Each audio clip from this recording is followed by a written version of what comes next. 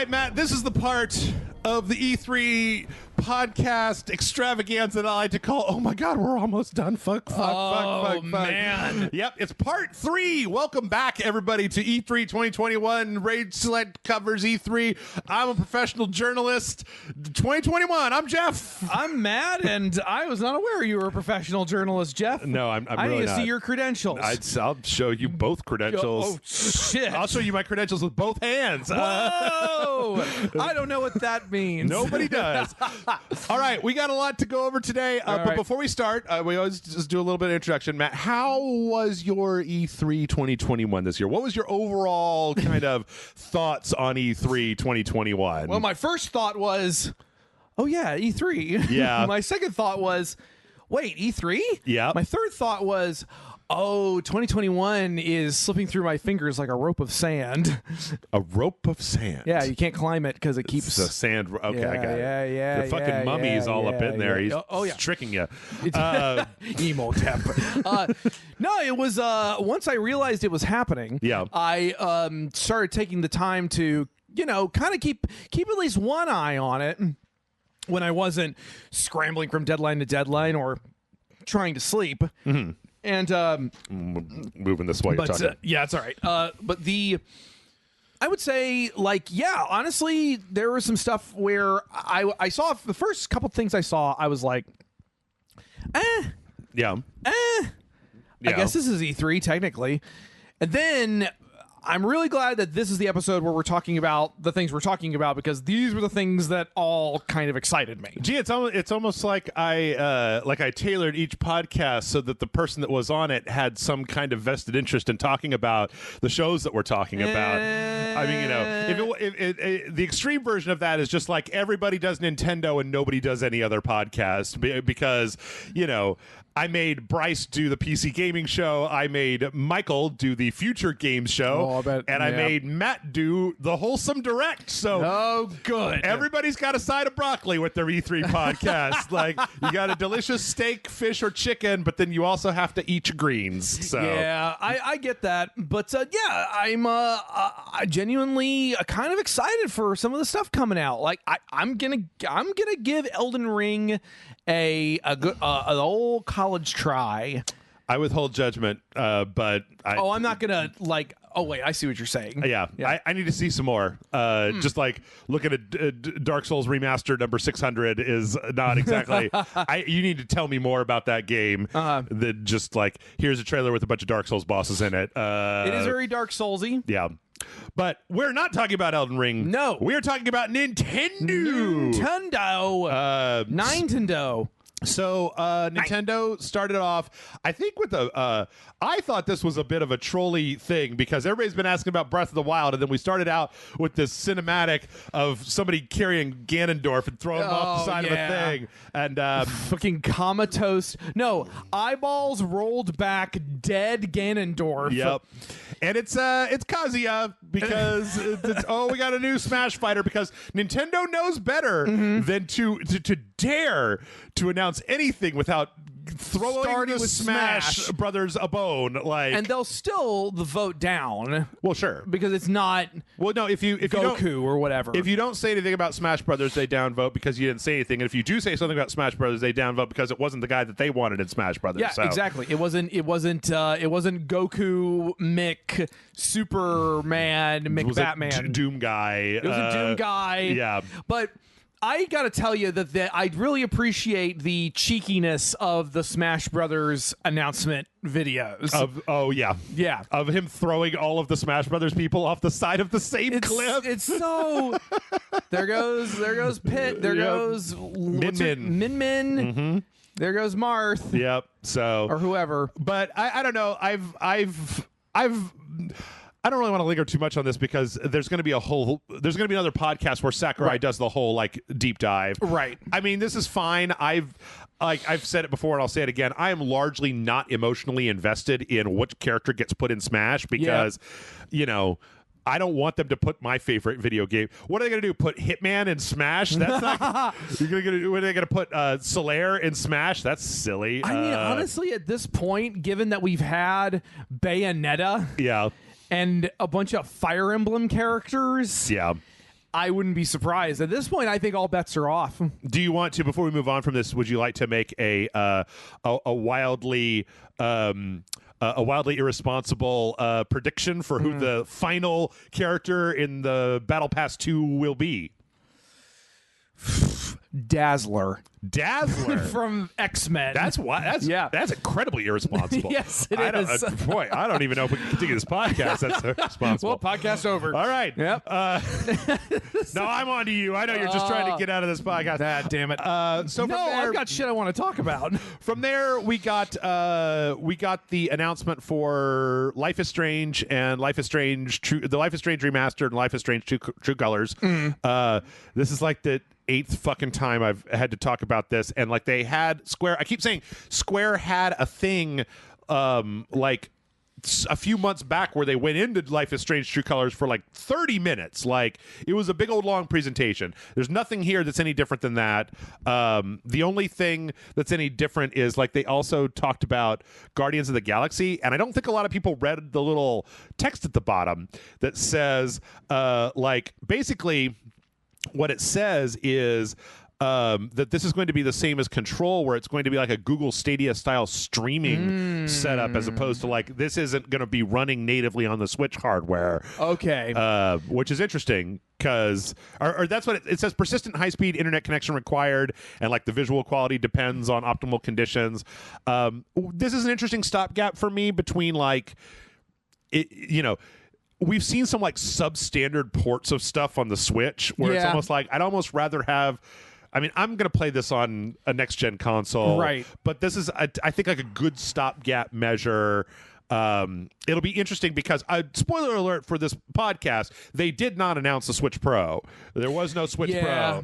So who knows if like there's a Switch Pro out there that will natively run these, but even then I'm not sure because you're still dealing with like how much hardware you can fit in a tablet. So. Yeah, that was something I was thinking about where I kind of hit me because I was sort of ping-ponging in my head around the idea of going ahead and getting a PS5 or trying to get one. Sure. And but then I was kind of like, maybe not just yet, but then I remembered, wait a minute, didn't they announce, isn't there supposed to be like a new Switch coming out? Like I kind of, that kind of hit me off guard. But I do have to say real quick, because I didn't know that this was announced until you told me about it.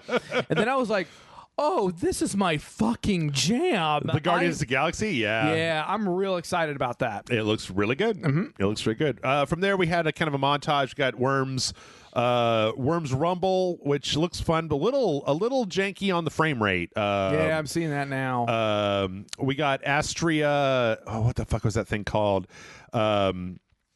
It says they've actually shown this before. Astria Ascending, which is like a JRPG that looks really cool. Oh, it's kind of got a what is that? What's that studio? Vanillaware? Yeah, it's got a Vanillaware look to it. A little bit, with a kind of high resolution hand drawn sprites. Yeah, it looks good. I would like to see the theme to me of this year's Holy 3 was like, you guys need to slow down so that I can appreciate these things instead of just like trailer. Yeah. Here's another trailer. Like I could use the point where they like talk to a developer or show a little bit more gameplay. From there, we saw 2 Point Campus again for the gajillionth time, which this has been on everything. I mean, again, I'm psyched, but it's just we've seen this a bunch already. Sure. From there, we got a ball full of monkeys. Oh, the monkeys that are in a ball. Matt, do you have any? I have no experience nor interest in the Monkey Ball franchise. That's the thing. Like they keep putting them out, or they keep porting them, or something. And I'm just thinking, like, there must be an audience for this. Sure. Which is great. That's fine, but it's not me. Not me. Yeah. I apparently. Hey, that's Banana Mania. Which I think this is like a remaster of Monkey Ball 2 Deluxe or something like that. Yeah, it's a bunch of monkey balls. They're all put together. If you like the monkey balls, you can get your monkey balls. The balls full of monkeys. The balls are full of monkeys. If you like balls and monkeys. Yep. In that order. Have I got a game for you? Yeah, apparently. Okay. Well, great for the people who love Super Monkey Ball. Yep. 100%. Let's see. I hate so I'm always cognizant of that thing online where people want you to be excited about the same things that they're excited about. And don't get me wrong, there is a thing in this Nintendo conference that is like one of two things that were really exciting to me from E3 this year. It is not Mario Party. I don't like Mario Party. I've never liked Mario Party. I hate that part at the end where they take all your stars away and give them to your friends. Mario math. Yeah. So, but they're putting out Mario Party Superstars, which is like a compilation of a bunch of the different courses and mini games from a bunch of different Mario Party games, like kind of a big mishmash of some Mario Party past games. It looks like Mario Party. Yeah, Mario Party's never really appealed to me. Yeah. I mean, I think I've played it at actual parties. Yeah. And I've been mildly amused to the point where at a certain point I'm like, can we do something else? Right. So yeah. Again, people who like Mario Party are going to be excited about this. Absolutely. But from there, we finally,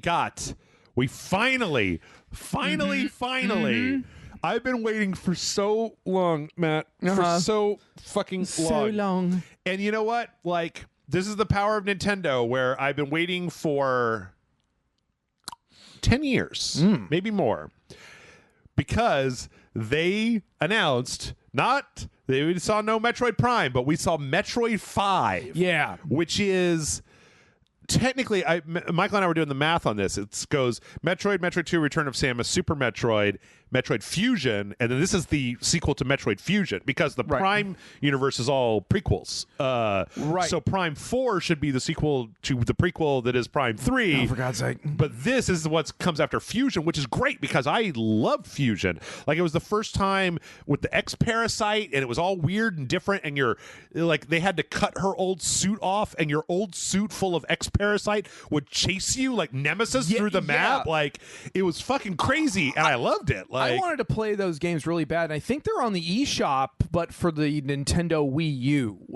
I don't think they're available on the Switch. That makes a certain amount of sense. Yeah. But yes, there is a new Metroid, and it is a side-scrolling Metroid. Yep. And I'm really, really happy. It's called Metroid Dread. I actually looked it up, and this project was previously in development for the DS, I believe. Yes. And then they stopped, and then they couldn't make it work, and they've kind of picked it back up again. And yeah, I love this new Samus with the white suit. Yeah, the suits are really cool. These fucking robot hunter killer drones or whatever they are. They're called Emmys. EMMI. EMMI, yeah. They, the trailer really says it all, because it's like, she's blasting at it. She even hits it with a super missile. Yep. And nothing. And she's like, fuck it, I'm out. Yeah. So I actually watched the Treehouse for this, and what's interesting is that it's like there are levels where it's a stealth game now, where like when you get seen by one of these things, it'll chase you. You can't hurt it. You just have to like get away. Right. And that if you make too much noise, then it'll find you again. And if it gets you, you just get one hit killed and put back to a checkpoint. Now it doesn't have apparently as rigorous saving as the old school Metroid game, so it's not like you have a specific save point, and if you die, you have to go all the way back there. There are like checkpoints between. The other thing that's a little weird to me, and this is something, I mean, like, somebody out there is like, oh, Jeff, never satisfied. But like what they showed in a lot of the Treehouse and in this is this weird level where it's like Samus has this new outfit where what was orange before is white. Right. The Emmy on this map is white. The map is like black and white. And it looks really kind of samey, weird, like it all kind of blobs together a little bit. But then in the trailer that they put out, like they actually show later parts of the game that are much more colorful, and so I feel like this is the prequel, or this is the beginning part of it, right? And that later on you're going to get into these other parts that look more like a traditional Metroid game. There's more color to it, there's more lighting to it, and that first part is just like super high contrast. It's very weird. It's almost like there's very high contrast in the beginning, and I'm wondering if that isn't like, Samus got hurt and she's got to escape from this. Oh shit, that was a Chozo thing. Yeah. Like an actual living Chozo. Yeah. So okay, there it is. I'm really thinking that like Metroid is one of those franchises that I It's kind of like, for me, it's kind of also like the Sonic franchise, where I'm almost a fan because I love the Metroid universe aesthetically. Yeah. I like it as like a creative sandbox to play in. Sure. But I will admit, I've never played any of the games all the way through. Like, I love the shit out of Super Metroid, but that fucking wall jump. Well, okay, I was playing it on my old roommate's Super Nintendo, and I figured out the wall jump. Yep. And then something happened, and I had to stop playing. So then I downloaded it for the Wii U, but I cannot get the wall jump to work with the Wii U gamepad. I need to dig out my SNES Classic that has it on there, that has the controller and everything, because it really works best with the SNES controller. Right. And then of course I keep hearing about the Fusion and what was the other one they put out on the? Well, there was Zero Mission, which was a remake of the original. Actually, I don't need to give you my Super Nintendo. I need to give you my Raspberry Pi that has the GBA games on it as well. There you go. Okay. Because then you can play Fusion. You can actually play the first one, the remake of one, and then Super Metroid, and then Fusion, and you'll be missing 2. They had the remake of the 3DS of 2, but I don't think 2's quite as good as the rest of them. I played the remake of 2. I didn't beat it because I think I hit a section where I'm just like, I don't know where to go. Right. And then I'm like, I don't have time for that shit. So if there's not a clear path forward, Matt drops it real quick. No, but I'm very, very, very, very happy about this. Me too. Not just that, but it's coming out this year. Like, the thing is that for my money, the whole thing with E3, the best announcement at an E3 is a game you didn't know existed that makes you really excited, and guess what? It's going to be out before the end of the year. I mean, 2 of the games announced at this E3 for me are like that. Metroid Dread and Guardians of the Galaxy. I had no idea either of these were coming out. So, and that's why those are my 2 favorite things. Those are the 2 favorite things from E3 this year was Dread and Guardians, because I'm like, there's a brand new 2D Metroid game. I've only been sitting on this podcast for 8 fucking years complaining about the lack of Metroidvanias. Great. Here's one. So, all right. Boom. Good to go. I can play it on my TV, too. I don't got to be hunched over a fucking 3DS.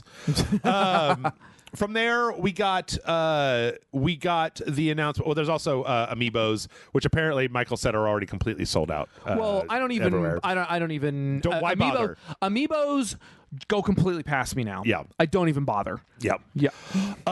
From there, we saw that we're getting Just Dance is coming out on the Switch. We got Cruisin' Blast, which is like a Cruising USA. It was like fun. Yeah, dinosaurs, like a racing game. Yep. I always thought you would be happy. I mean, I need to maybe send you some links to a few other things, because there's a lot of dinosaurs at E3 this year.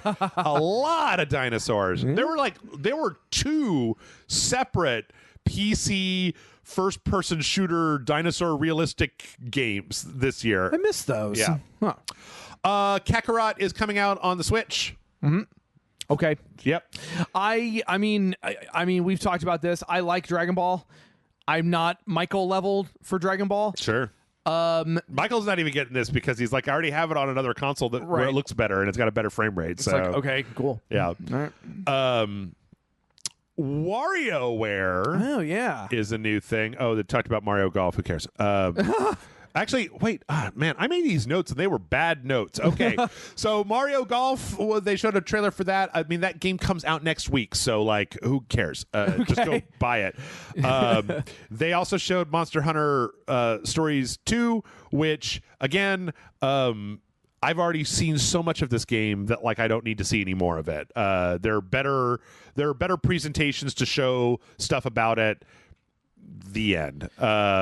Yeah. I don't have a whole lot to say about Monster Hunter Stories. I think it's a cute concept, but it also kind of undermines the basic conceit of Monster Hunter in that you're not really supposed to be able to pal around with the monsters because they're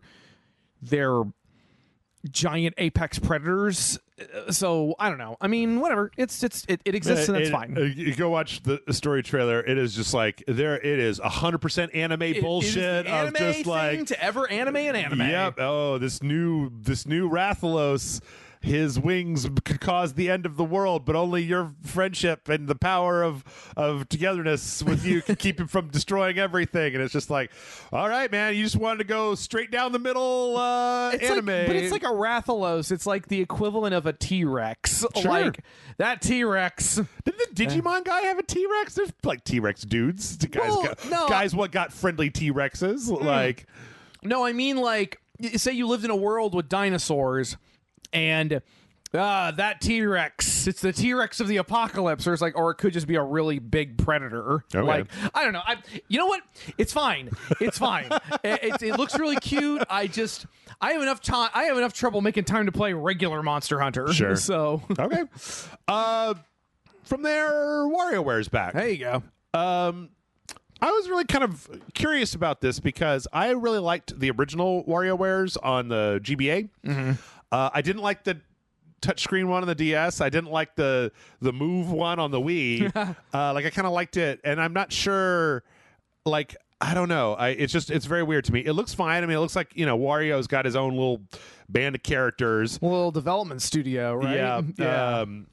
And apparently, like, you can play as different characters. They're going to have different. This is slightly different in the fact that most of the mini games, from what I remember, none of them had like a character in them. They were just like, you're just interacting with stuff. Like somebody recreated. There was when like the original WarioWare, there was one where it's like you're just Samus standing in front of Mother Brain, and it just says fire, and then you just hit the button until you blow up Mother Brain, and it takes like 4 seconds, right? But here they're actually using all the different characters from the WarioWare franchise, and they all apparently have different kind of powers. Okay, so you can solve the different WarioWare puzzles differently. I don't know if that's like going to be a good thing, just because WarioWare is kind of based on this very like, having the same character go between the different mini games reduces the level of randomness to the point where you're just like, because usually it's like, okay, here's the next game. You're just like, what do you got for me now, WarioWare? Yeah. But I don't know. I get that. That it does kind of reduce the Jesus. Sorry, there's some weird upsetting stuff in this thing. Yeah. But yeah, I sort of see what you mean, where it's like, there is a unified mechanic now. Yeah. Yeah. So I don't know. We'll have to see. I mean, I think WarioWare's kind of had a little bit of a rocky road. I think that the Wii one was medium. Came to medium reviews and such. Okay. So let's see. From there, we got some more montage bits. I copied this shit from a website, and it's wrong, because next was Shin Megami Tensei 5. Which they actually showed some gameplay of, which is the first time that they've shown that. It's just been cutscenes, but we've seen the main character doing their thing, doing the Shin Megami Tensei. Oh, it's the end of the world, and I'm summoning some demons, and let's have a weird fight with a bunch of demons in a. Let's have a weird fight with our upsettingly attractive protagonists. Everybody's upsettingly attractive. Oh yeah, in here. And Shin Megami Tensei 5 is not it's not a remake or anything, right? It's the next in the series. Yes. Okay. They actually put out the remake was Shin Megami Tensei 3 Nocturne, which actually came out like a month ago. There's somebody on YouTube who wants me to play it real bad, and I take ghoulish delight in denying them the play. No, I don't want to do a fucking 100 hours. We may do it at some point, but I know that game's going to have a 45-minute talk intro, and then after that it's going to be like, hit A to hit the fight button to fight, and I'm like, no, I don't want to. It's going to be Sakura Wars all over again. Yep. Yep. There's actually, if anybody that's interested, this was on the Treehouse, and they actually showed some good stuff. I mean, it's basically like kind of weird post-apocalyptic Persona. Is that character's name Protag? Yes, that's what they called them in the Treehouse. Oh. You get to name them yourself, names. right? Yeah, okay. It's like the Persona games, right? Gotcha. They just call them that for the thing. So, yeah. Anybody who likes Persona and they may want to check it out. It looks good. I like the look of the graphics. Like kind of a good split. I'm starting to get a little worn out with the like weird Switch, we can't render super high resolution stuff, so we're putting this kind of cell shading smear effect over it. Yeah. It's fine. It's just like there's so many games that look like that. Like Metroid kind of has that look, and Breath of the Wild has that look, and this kind of has that look a little bit, and I don't know. Well, Yeah. Let's see. From there, we got Danganronpa. So if you're into Danganronpa, they're putting out Danganronpa Decadence, which is the first and second Danganronpa repackaged and kind of remastered slightly. I've still not a franchise I fully comprehend. I get it. It's just the problem that I have with it, and I shouldn't, Matt. I really shouldn't, but like it's aesthetically repulsive to me. Like, yeah, there's something about it where I'm just like, I don't want this. I don't want to spend time in here. It's thank you. Gross. Yeah, like, gross. Like it's not acceptable at the lower end of like graphics that I will look at to play a video game. Not for any extended period of time, which these games obviously have an extended period of time. I'm just looking at the overall art style, and the overall art style doesn't really. I mean, it's kind of fun and cartoony, but again, something about it. They also do a lot of zooming on like 3D space populated with 2D pictures of anime boys and girls, and I don't like that. Like it's like pick a lane, right? Like make it full 2D, make it 3D. So, but yeah, there's going to be a this collection that comes out later this year. Fatal Frame Made in the Black Water is getting a re-release on the Switch. Yeah, we did fucking dojos for that shit. So, was this one that was originally released in America? Yep, it was on the Wii U. It was one of like the 3 reasons to own a Wii U. So, I looked it up. It's got like it's got like a 60 critic score and like a 70 user score on Metacritic, which will tell you that like, you know, the Fatal Frame fans are willing to give it a little bit more slack, but that it's not exactly. It wasn't like a forgotten masterpiece, right? Yeah. But you know, I love the bringing out stuff from the Wii U trend because a lot of this stuff nobody got to play. So I just wonder if they're going to have on the Wii U. They had a whole thing where you could hold up the pad like a camera. And I wonder if they're going to be doing that with if you play it in handheld mode, if you're going to hold it up. And that's coming out later this year. Doom Eternal, blah blah blah, is on the Switch. Whatever. Who gives a shit? Tony Hawk Pro Skater 1 and 2 gonna be on the Switch. Strange Brigade, a game that I don't know. I think I'm the only person who actually knows what Strange Brigade is. I had never heard of this. It's a third-person action, like the Mummy game. We played this. Yeah, I remember that now. You forgot. Yeah, I forgot. You forgot it. Because it kind of has like a not just a Mummy vibe, but a. Where on it has like an old timey serial, right. Doc Savage, right. and will our mighty heroes be able to conquer the evil from this dark and savage land? Doc Savage and the terrors of colonialism, right. like that kind of shit. Yeah. Yep. Mario and Rabbids. Also, which I like. I mean, I talked about it on the Ubisoft thing. I liked the first one. The second one looks like more and maybe slightly better. I like the look of it. It looks pretty cool. I like Rabid Peach. No. Well, I do like Rabid Peach, but I like Rabid Peach. And then in the trailer at the Ubisoft, I don't know if you watched the trailer from the Ubisoft one. They had Rabid Rosalina, and she was just very like. Like just did her bangs over a little rabbit face and just like adorable. And just like gets up and like pouts over and picks up a little lumen gun and is like and I'm just like, I like the rabbits, you know. I like the way that the cynical and completely insane rabbits interact with the wholesome Mario characters who just take it all in stride. It's like, we're here to save the world, kind of. So that's adorable. And then this is another one that I did not see coming even a little bit. Advance Wars 1 and 2 is getting a full 3D remake and re-release on the Switch, like the first 2 Advance Wars games. I played the shit out of Advance Wars on the GBA. And these were very good games. I really like the way that they've recreated the 2D with the little animations with little 3D and top. kind of cell shaded versions of them. All the little, all the little instruments of war they're so cute. They're and like, so adorable. They look like little plastic toys, and that's what makes it like, aw, it's a military coup. Yep, 100%. And then all the men die, and oh no. No, then all their little tiny families. Right. But no, I mean, like, they did a really good job. This is a franchise that I'm glad is coming back.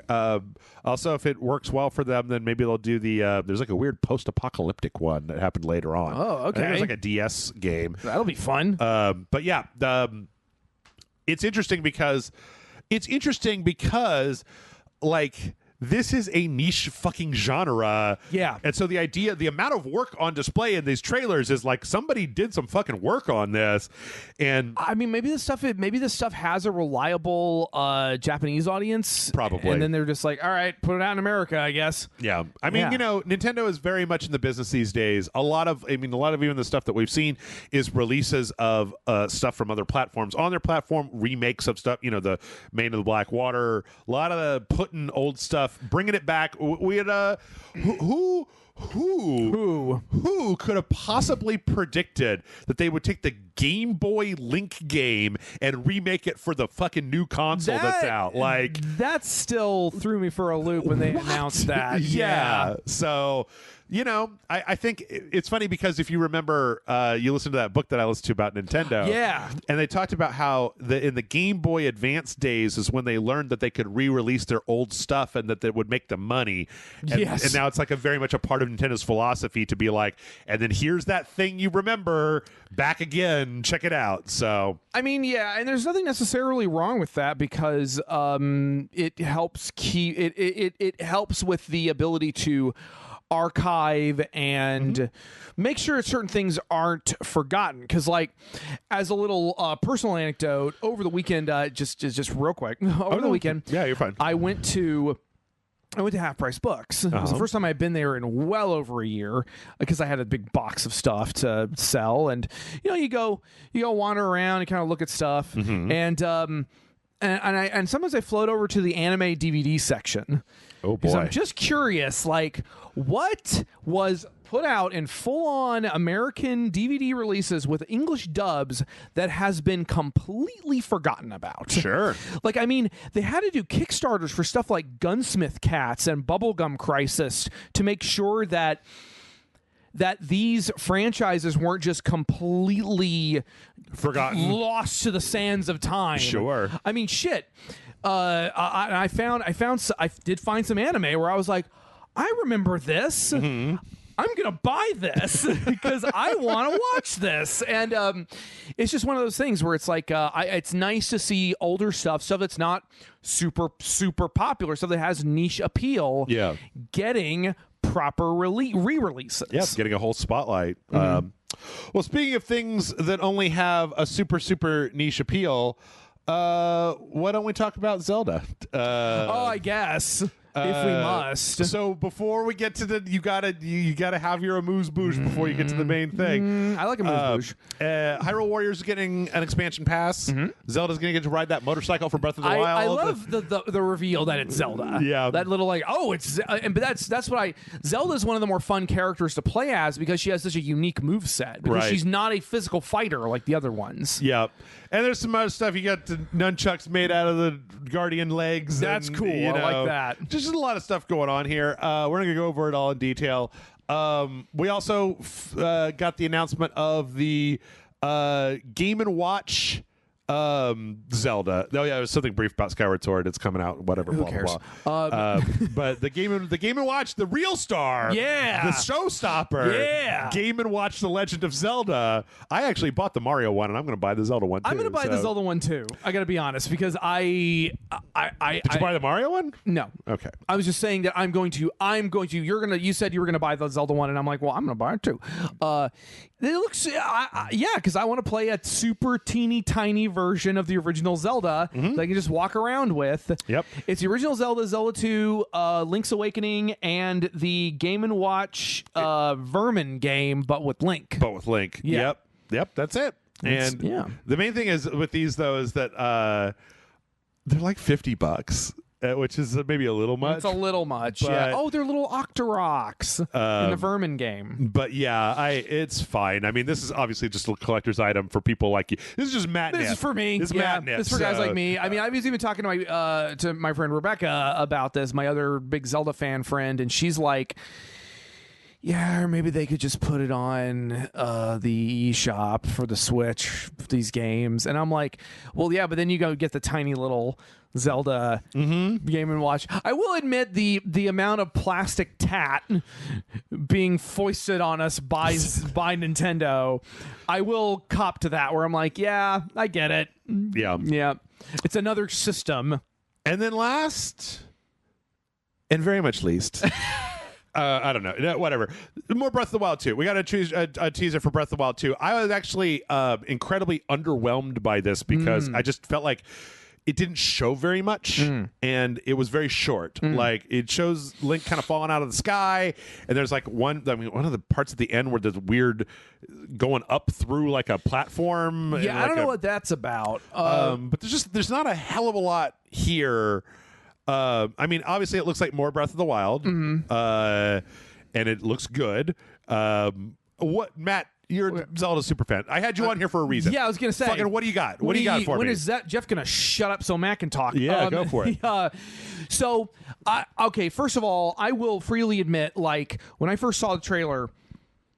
The first thing I saw was the sky thing, and of just me and Rebecca going back and forth about this. Yeah. Oh my God, they're doing the thing that they should have done in Skyward Sword, which was have environments, proper skybound environments. Okay.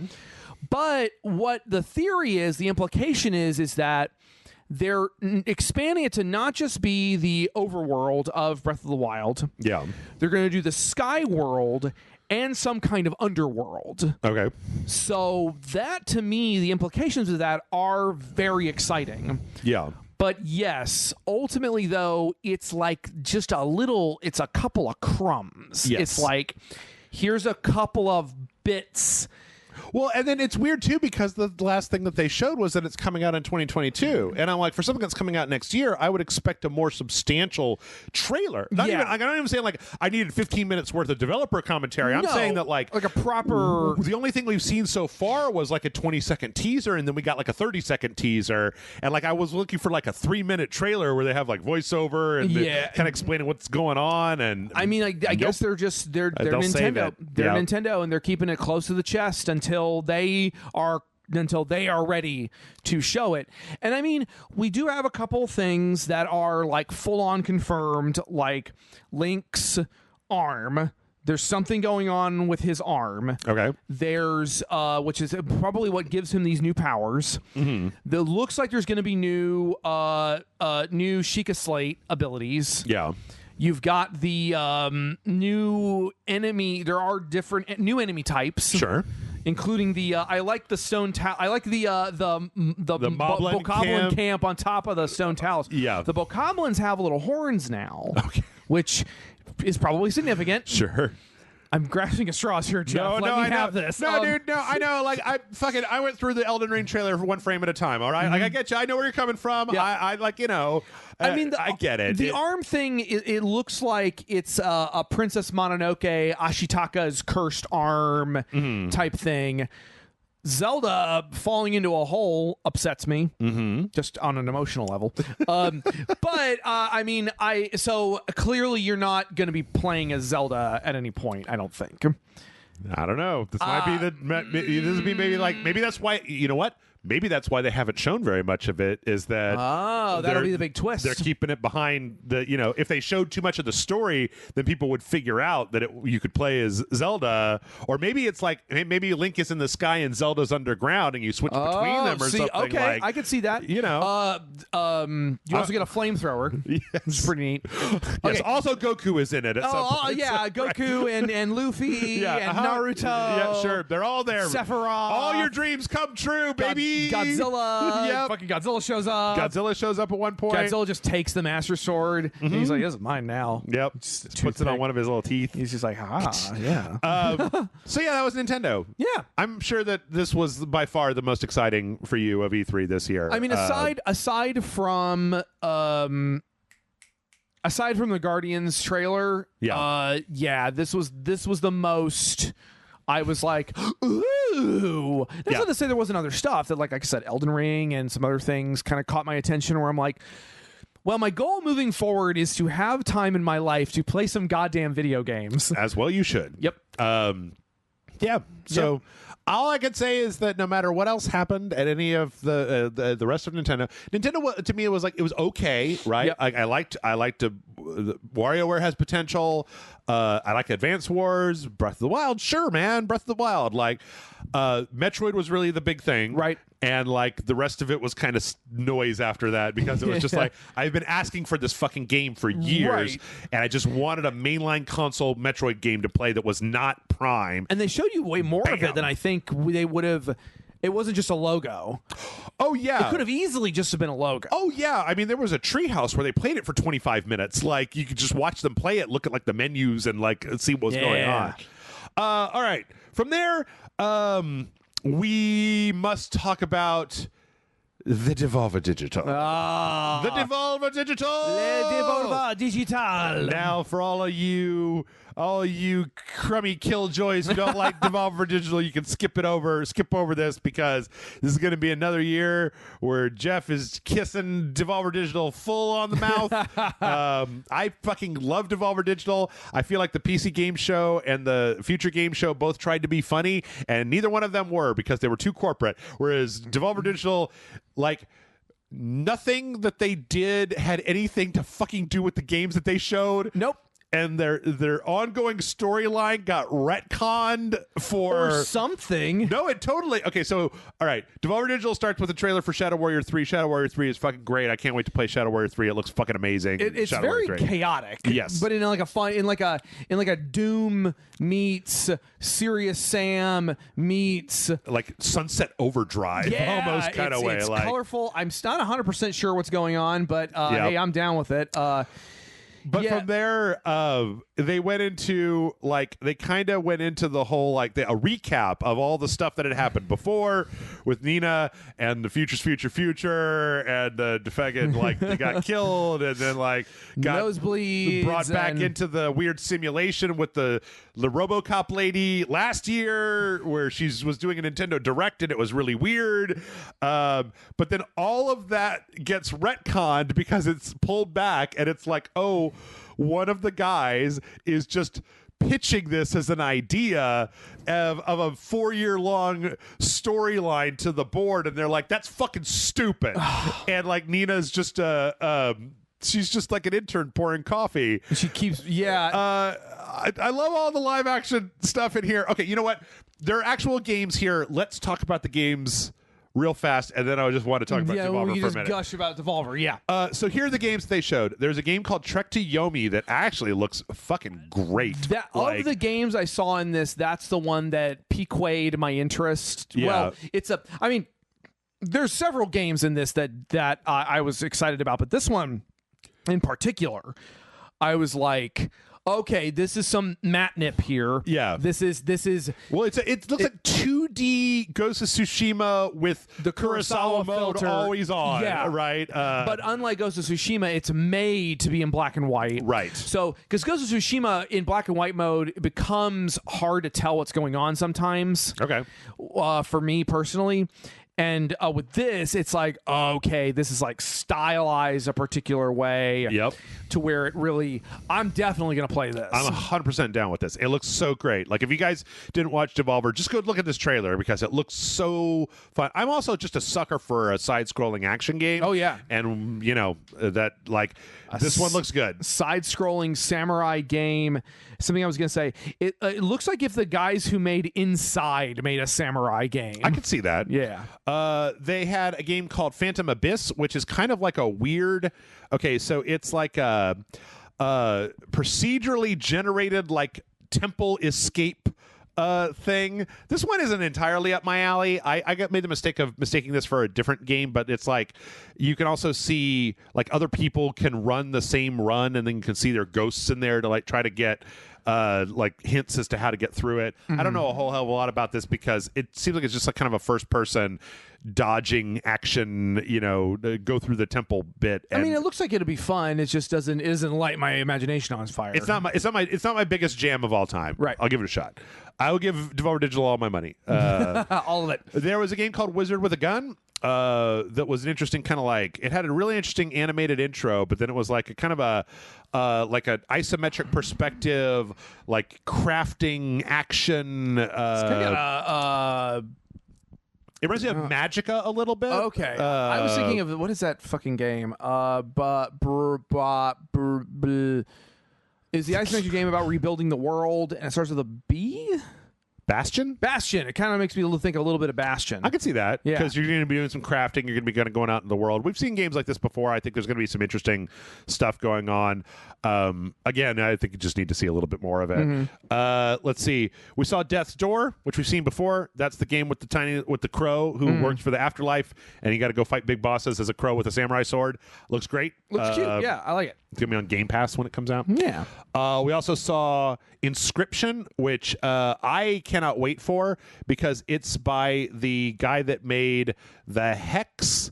And did you and I play the Hex? I don't remember. So it's like he made the Hex, and then he made a Pony Island. Sarah and I played a billion years ago. Okay. But what this is it's like, Hand of Fate, where it's like you're playing the game, but then there's like a mechanic where you're actually at a table playing with a dungeon master, except that like you're playing a game, but then you're trapped with this demon, and so the other part of it is you trying to figure out how to get out of this situation. Right, because there's this thing on the other side of the table, and you're playing this game. Morgan remarked on this because she saw it, and she was like, for a split second, she was like, okay, this looks pretty cool. And then it became apparent that this was going to be horrifying. Oh, yes. And then she was like, nope, never mind, I'm in. She was like, no, she was still in. She was still like, she still wanted to play it. Yeah.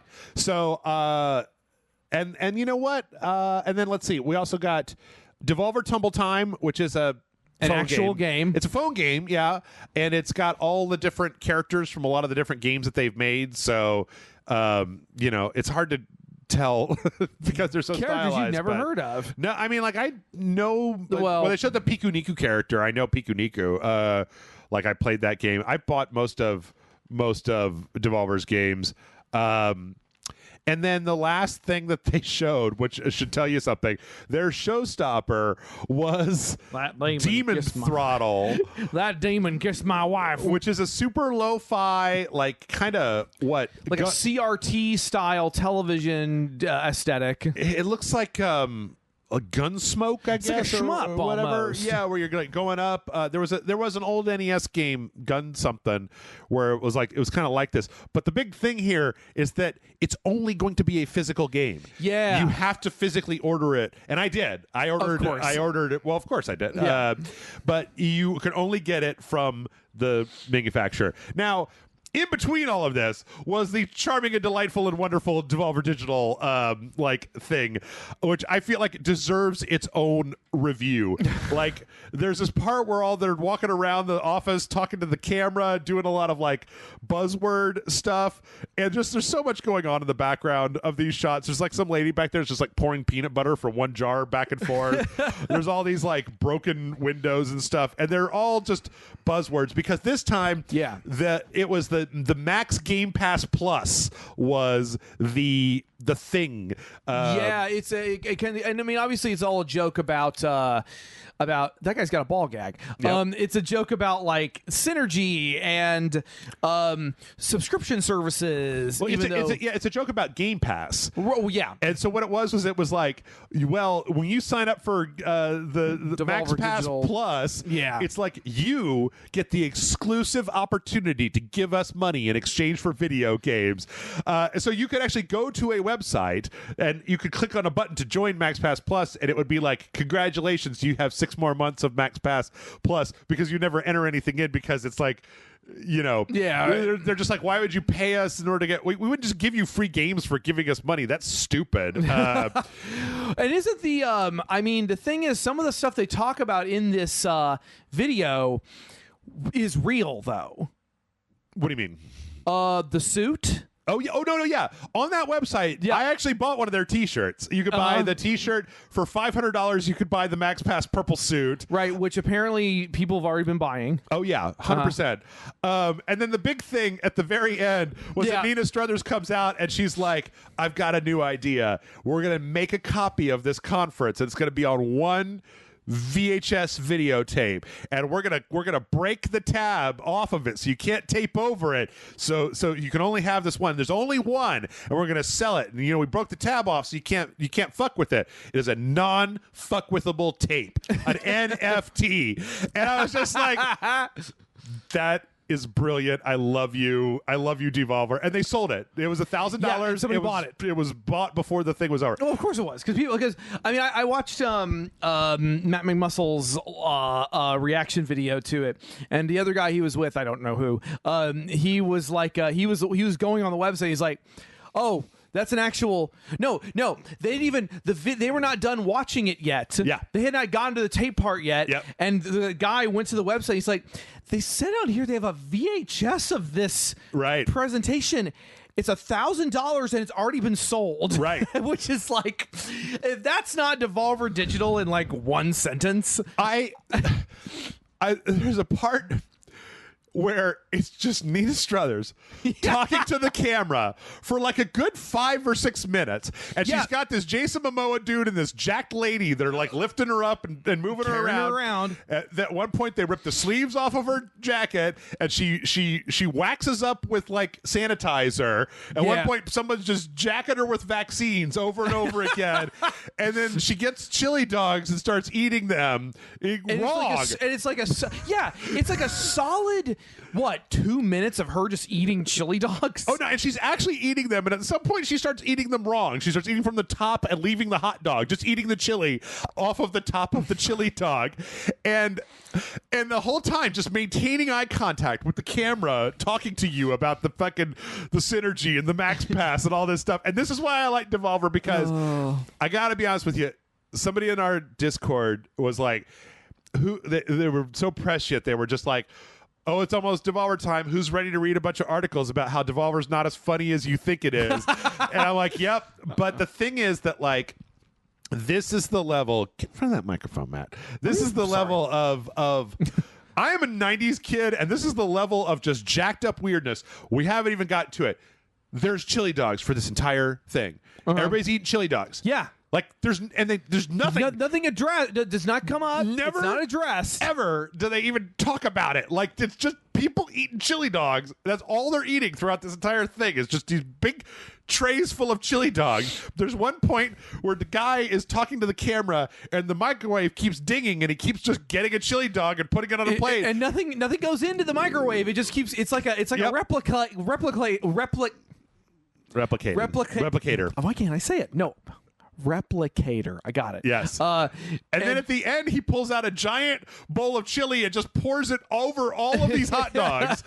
And then Nina comes by and just jacks them. And then I don't know, I mean, of course, how could you not see it? When she's announcing that thing at the end, like, there is just this guy behind her that is reaching onto her desk, just grabbing these chili dogs, and he is eating the fuck out of these chili dogs, like just really going to town on some chili dogs. It's fucking incredible. I was like, I wanted to apologize to you, to be like, because I know you, Matt, and I know that as soon as you watched this, you were like, I fucking want chili dogs right now. I want like a bunch of chili dogs. It's funny you say that. Yeah.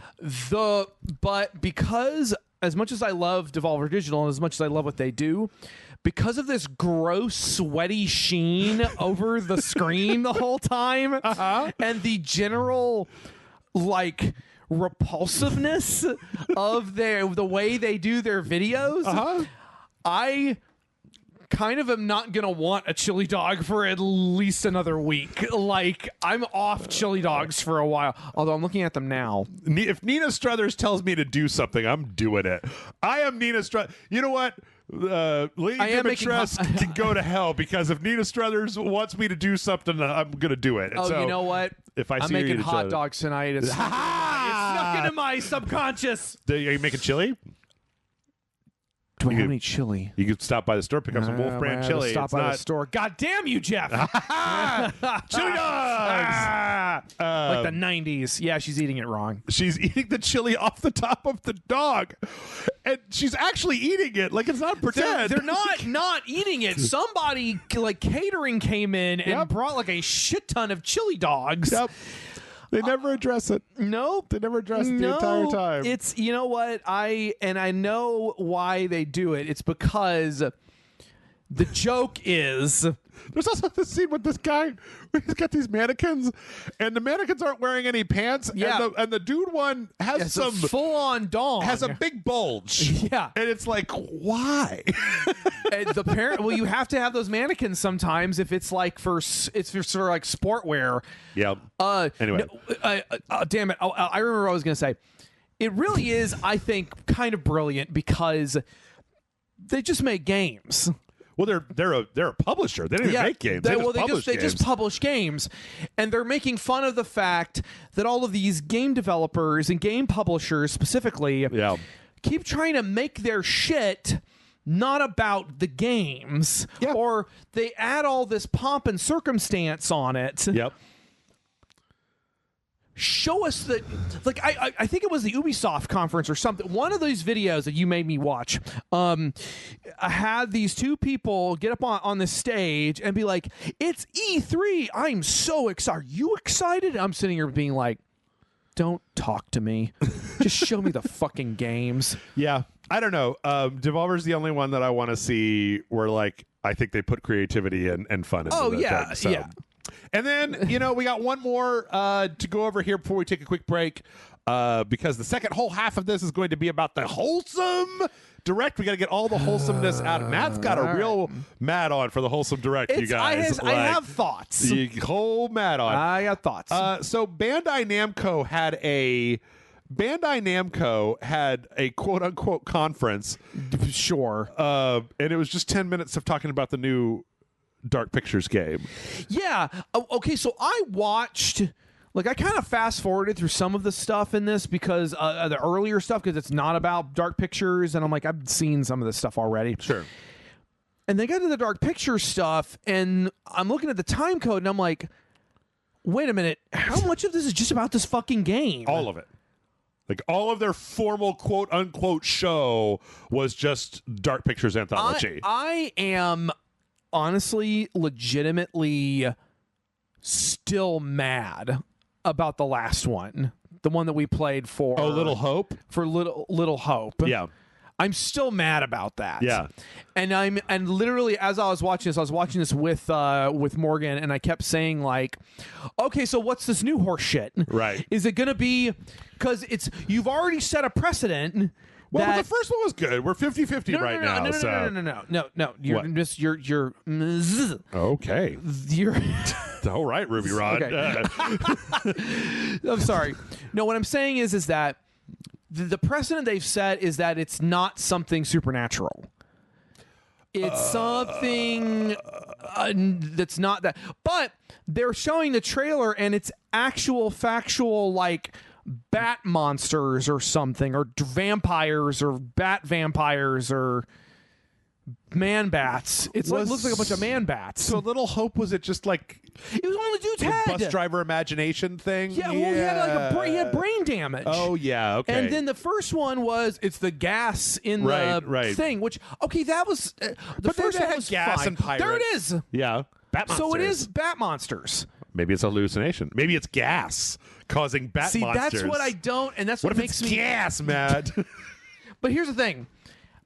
I'm of two minds on this, because on the one hand, I'm like, okay, what's the new horse shit? Because what fresh fuck do you have for me today? Sure. Where you're going to pull the rug out from under me and be like, oh, it's not any of that. It wasn't a spooky bat monster. We just kept, while we were watching this video, I kept saying like, well, we know it's not going to be a spooky. Right. It's not going to be a real spooky. So what's the not real spooky? And then you see the bat monsters, and I'm like, oh, so it's just bat monsters? Okay, fuck you, Dark Pictures Hope. Well, you gotta play it to the end to find out if it's bad monsters or not. We're playing it. I'm telling you this right now. We're not. I'm saying all this, and I'm not saying we're not fucking playing this. We're fucking playing this game. This is the most aggressive Matt's ever been about. Just like, usually he's like, I want to play a game I really like, and he's like, oh no, because if that game fucks us, I'm gonna be there to yell for 30 minutes straight into a microphone about how I got fucked by the Dark Pictures. It's just. I'm just very curious. Sure. Okay. That's all. Maybe the first two were fake outs so that you think that it's going to be a fake out, but then this one's actually for real Zos. And then like the next one's another fake out now that you think it's for real Zos. But then the next one after that is, who knows? You keep me on my toes, you know? It's shucking and jiving. Well, it's just, but now I'm kind of like, and they just showed the bat monster though. Sure. But they don't show the bat monster. They showed the lady's face crazy in the first one, and it was gas. So we didn't do that, right? But it was in the trailers and stuff. I know, but it feels like if it really is bat monsters, and they've shown us the bat monster, maybe it's Batman. Man Bat. Maybe it's the Man Bat. Yeah. Maybe it's more Morbius. If Batman shows up at the end of this, and it's just like, surprise, motherfuckers! It's Batman. Okay. So this is, there's actually like an old. I mean, they've got the time switch, right? They've all had like two different time periods, and so the second time period in this one is like fucking Mesopotamian or something like that, or whatever. Yeah. But I don't know. I mean, this is one of those ones where I'm like, you didn't really need to do a whole anything on this. Yeah, why did you do? Matt and Jeff are gonna play it. Yeah. And this was clearly for us. That's all you really need is to know whether we're going to play it. I already said I'm going to. So quit wasting our time, Bandai Namco. Quit wasting our time. Speaking of wasting time, we're going to take a break. When we come back, we're going to do the Wholesome Direct. Oh, boy. We're going to end on a really wholesome note. It'll be fine. We're going to end on a real wholesome note. Okay. All right. We'll see you in a minute. All right.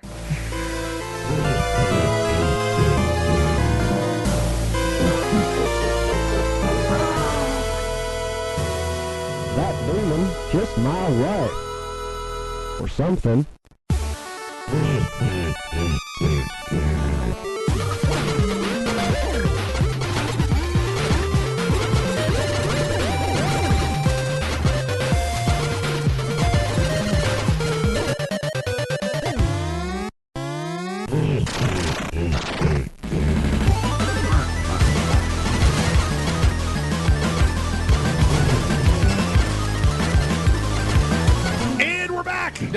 Hey, Matt, it's the final push. No, God. Push. I'm so tired. Breathe, Matt. Push. You can do it. You can do it. Let me die. You gotta give birth to the E3 podcast 2021.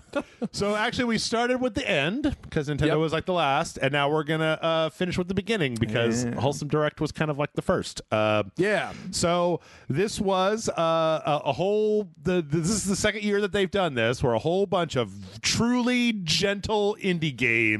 There's not a single. I don't know if there's a drop of blood in this entire show. So no blood, no swords, no dinosaurs. Well, there's dinosaurs. There's a lot of dinosaurs. There's no blood, no swords, no titties, no dongs swinging around. There's some titties. There's some tit dongs and some dong tits and tits with big dongs poking out of them. Matt, I pointed that microphone at your mouth and then you moved away from it. I angled it so that it would be fine where you were sitting and then you moved where you sat. Okay.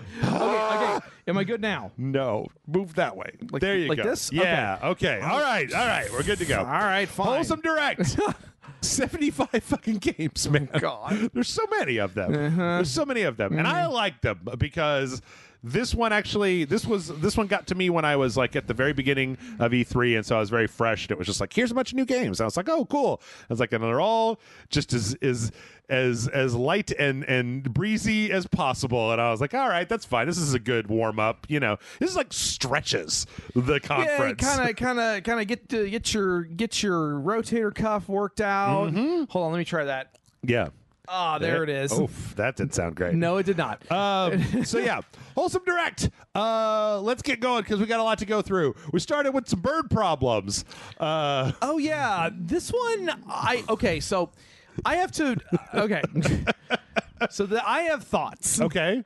And you've been saying that to me for 3 days. What are your thoughts, Matt? Tell me your thoughts. So there's a couple of different things where, like, this right here, this bird problems game, I'm not entirely certain what I'm looking at or what is happening. It's like a sitcom narrative bird adventure. I guess. Call it like a visual novel with some like third person walking around elements and then like a weird 80s laugh track.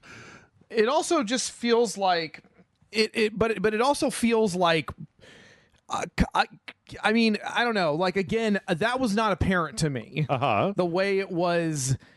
There's something about this that for some reason it didn't click with the idea of it being, of the joke being that it is a sitcom. Okay. And I don't really care for the look of it. Okay. It's very. Okay, here's the thing. It's a weird note to start on for me. Okay. Because I don't really, I guess just because I didn't understand it, but also I have thoughts about the fact that they're using wholesomeness as a marketing directive. Okay. Maybe I'm wrong about that. It's you know what? We don't have to get into that right now. We can wait until after all the videos. Okay. Because maybe my opinion will change. Well, so as near as I can tell, I don't think that this was like.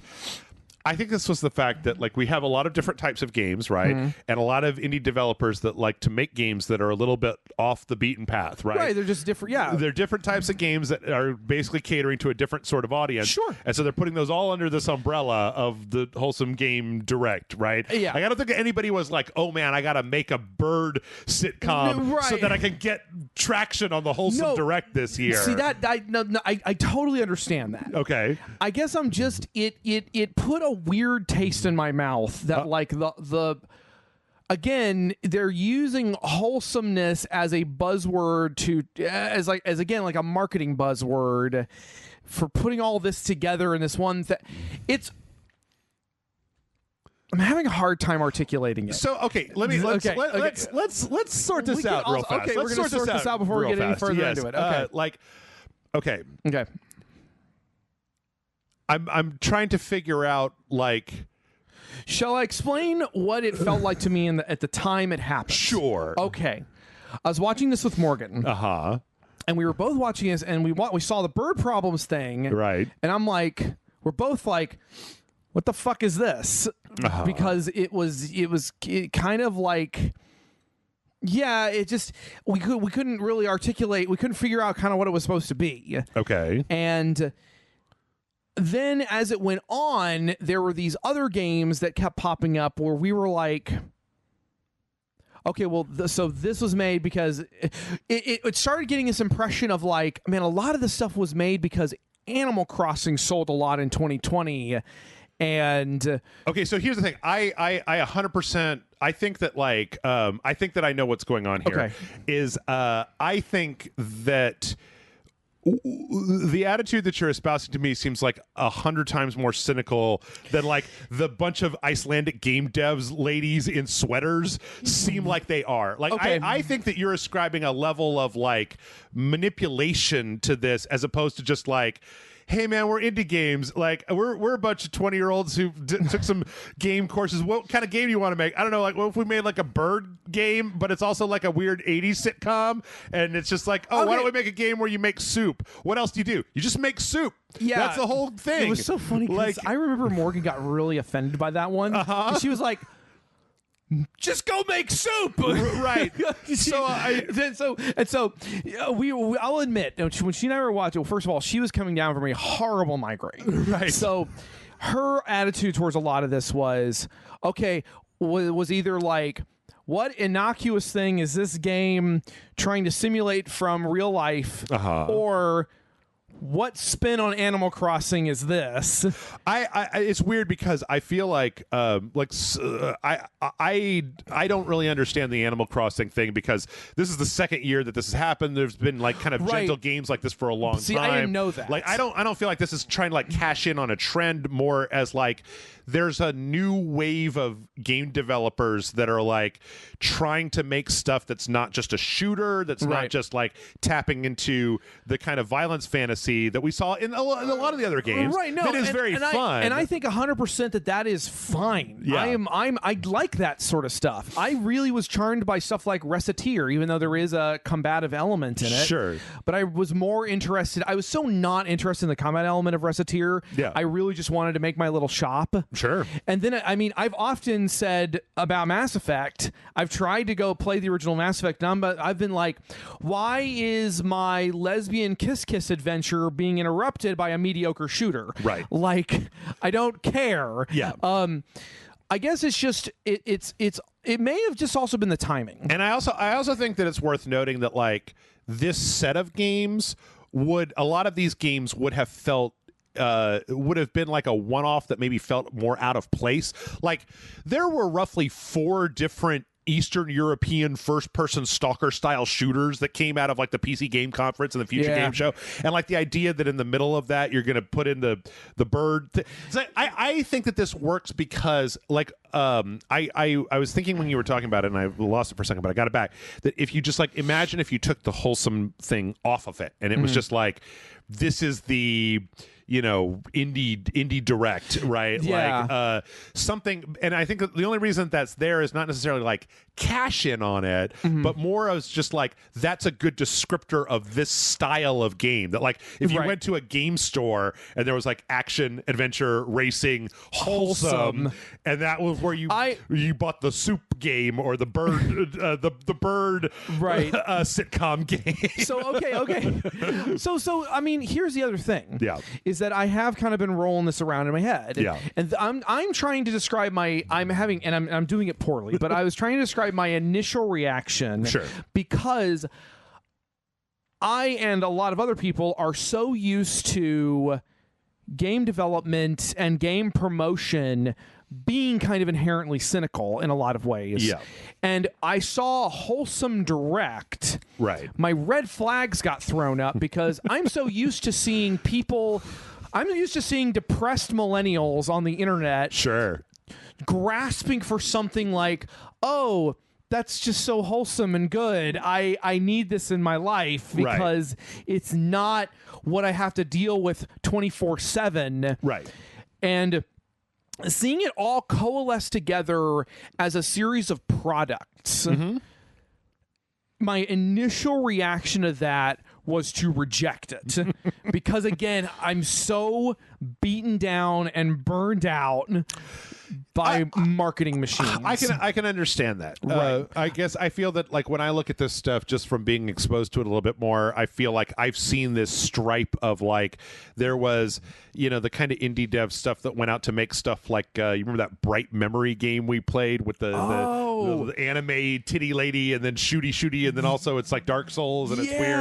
But then there's also the other side where like one of my favorite games from this entire thing is a game called A Little to the Left that's just about like straightening stuff and putting stuff Morgan in wanted order. to play that. And I think when that to me is like emblematic of what we got here, of just like the idea that you just were talking about of people online that are so burned out that they aren't looking for a game about a stressful action game. Right. They're looking for a game where you line up the pencils on the table and it's oddly satisfying. And that's totally fine. I guess it's just, and that was the other thing. I'm also trying to convey a lot of what Morgan was screaming in my direction. Sure. Which was just make soup. Just go walk with your grandma. Sure. Just go straighten your own shit. But again, that's kind of not the point. I understand. Once I get past this weird emotional barrier I had built up, that sometimes it's nice that a developer said, let's take a core concept and just run with it. Or maybe the way that I can best describe this is that I feel like the standard mode of operation, in fact, in just about everything that we talked about today for video games, is like stimulation and adversity, like to excite you, right? And that these are like calming. This is more like the opposite direction, like the reason that people play like The Sims or or Animal Crossing or Minecraft or anything where you're just kind of. There's so many fucking farming games. Yeah, there's so many games where I'm just like, there was one the other day that we were looking at, and I just assumed that there was a farming component, and Michael was like, we didn't see that. Did you read about that? And I was like, no, it's just in a pastoral environment, so I just assumed that there was a farming subcomponent because they all have one now. But I think that's my mindset. No, that's fine. I think we should definitely move on. Yes, 100%. But I probably will be giving both my impression of certain games and also try to remember Morgan's impressions. Yep. From there, we saw Recollite, which is an adventure game that seems like it's all about light and kind of like a little sleepy town, and you're talking to like ghosts and doing stuff. I guess they're ghosts. Very cute, very just pixel based. I mean, it's clearly supposed to be set in Japan, which is very. I'm recognizing a lot of this aesthetic, which is very charming. I like the museum. Yeah, it looks cool. Yeah, it looks cool. Let's see. From there, we talked about they showed Snacko, which is one of those farming games. Except this one is all cats. So it's a farming game. It's Animal Crossing, but everybody's a pixel cat, and they're all cats. And you build your thing, and you make your thing, and then you go and you talk to a bunch of cats. And which is, to me, is like that in and of itself is so appealing to a certain group of people who are just like, oh, it's Animal Crossing, but it's all cats. Great, sign me up. I'm in. Give it to me immediately. I'm in. No, yeah, I could definitely see, like, again, one of the things that what was our initial reaction to this is like, okay, what spin on Animal Crossing is this? Sure, but that's also fine. Yeah, we just have a little cat venture. Let's see. Alicon is like a photography, kind of a Pokemon Snap style game where you're going around and you're snapping stuff, but then you also get to play little games. I think with the there's little mini games. Yeah, and that was like that was another thing where again our because we had this initial kind of cynical reaction, we were like, okay. Oh, so what iteration of Pokemon Snap is this? But this had Pokemon Snap doesn't have mini games. Yep. Not like this anyway. Also, I mean, it's also worth remembering that just about everything on this list is on the PC. So if you have a PC and you don't have a Switch, you can't play Pokemon Snap, but you can play this game. So and that was actually a game that was out when they announced it. So that actually came out. I do like they keep flashing back to the hosts, and unlike every other gaming conference, they go back to the host, and the hosts are just like, wow, that was really cool, I'm putting it on my Steam wish list. And then they just go to the next thing. There's no commentary really. It's just like hooray, but they're not. They're all kind of sedated. Hooray!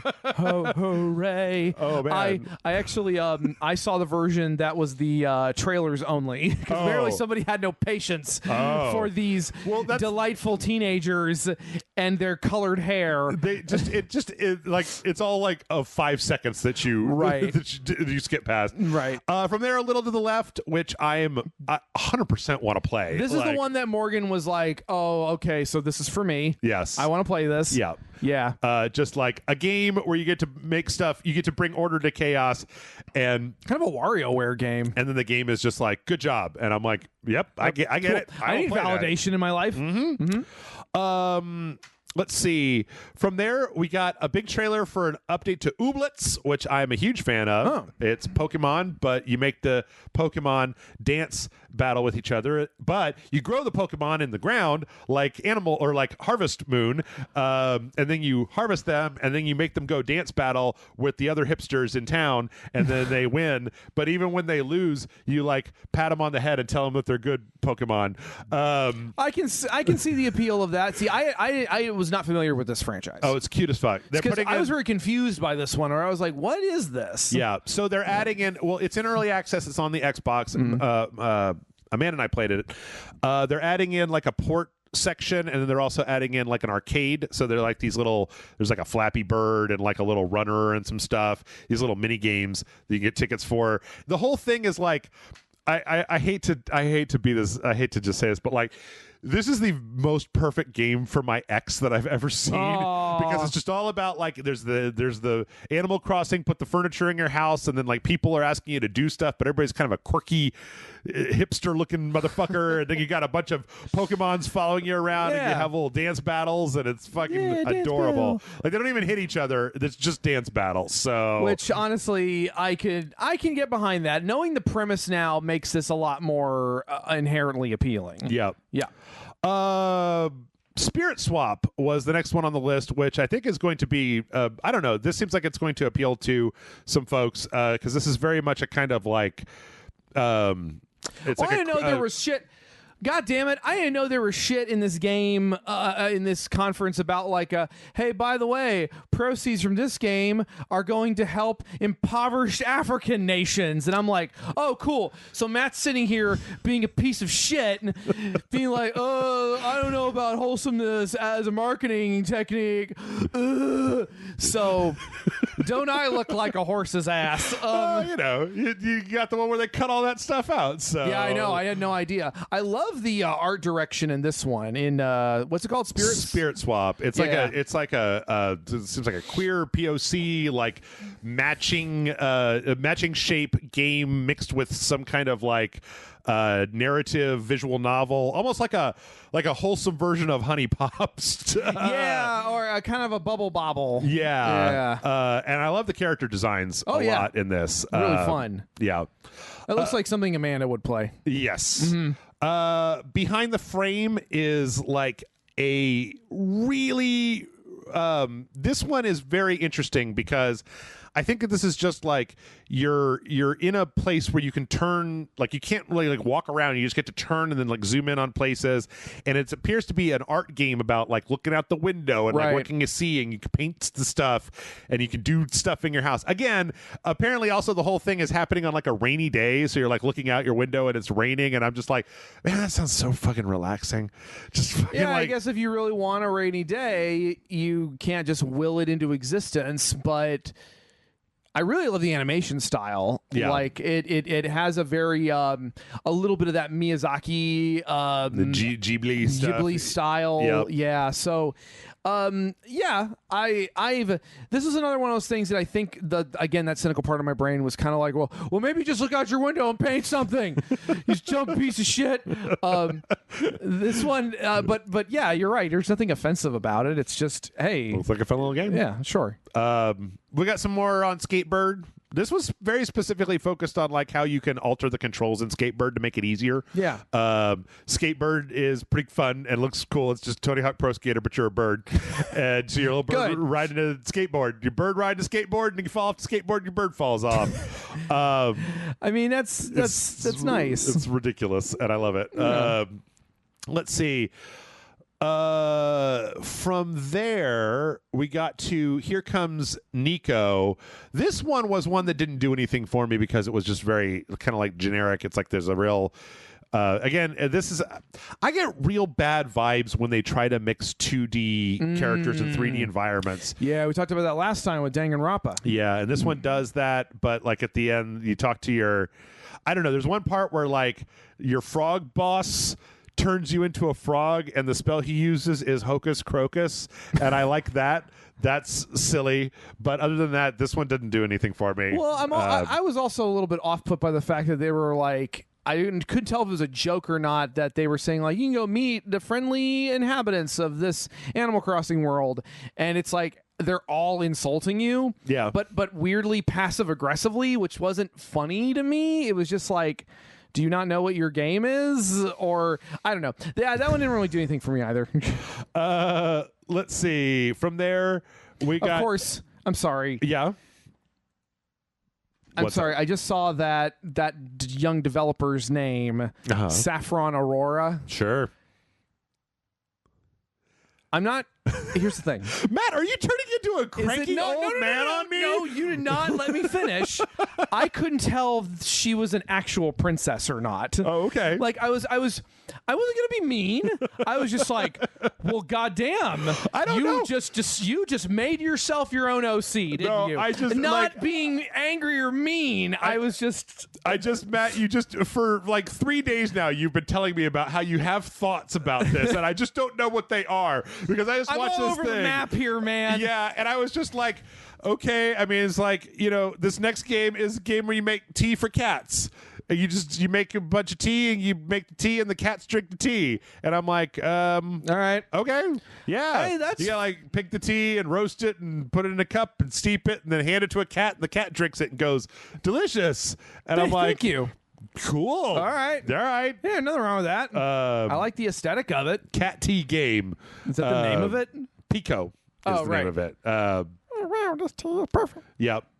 I tell you what, if you wanted to be cynical about anything, this Lake game, and maybe just be because I've seen it 5 times over the course of C3. Oh, the one with a lady who goes and becomes a postal male worker? person, like just driving around, fucking talking to people in a town. This one, I don't know, it looks kind of interesting, and I've heard some good buzz about it, but like this one may be a little too indie for Jeff, because the idea of just like, there's the game where you put the pencils in descending order, right, and that's oddly satisfying. This one I feel like is one of those ones where if you talk to the developer, they're just like, hey man, it's like relaxing. You just go to this small town, you're gonna drive around, you're gonna meet people, you're gonna deliver some packages, you're just gonna chill out.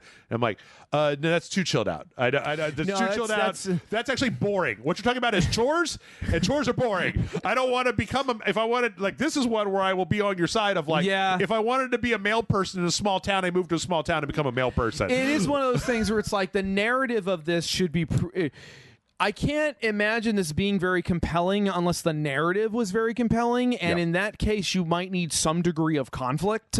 Well, what they don't show you in this trailer that we did see in another trailer is like, there's parts of this where you like get off work and you and this lady are going to go watch a movie, and you're like, oh, what movie do you want to go see? There's like this whole narrative element to it.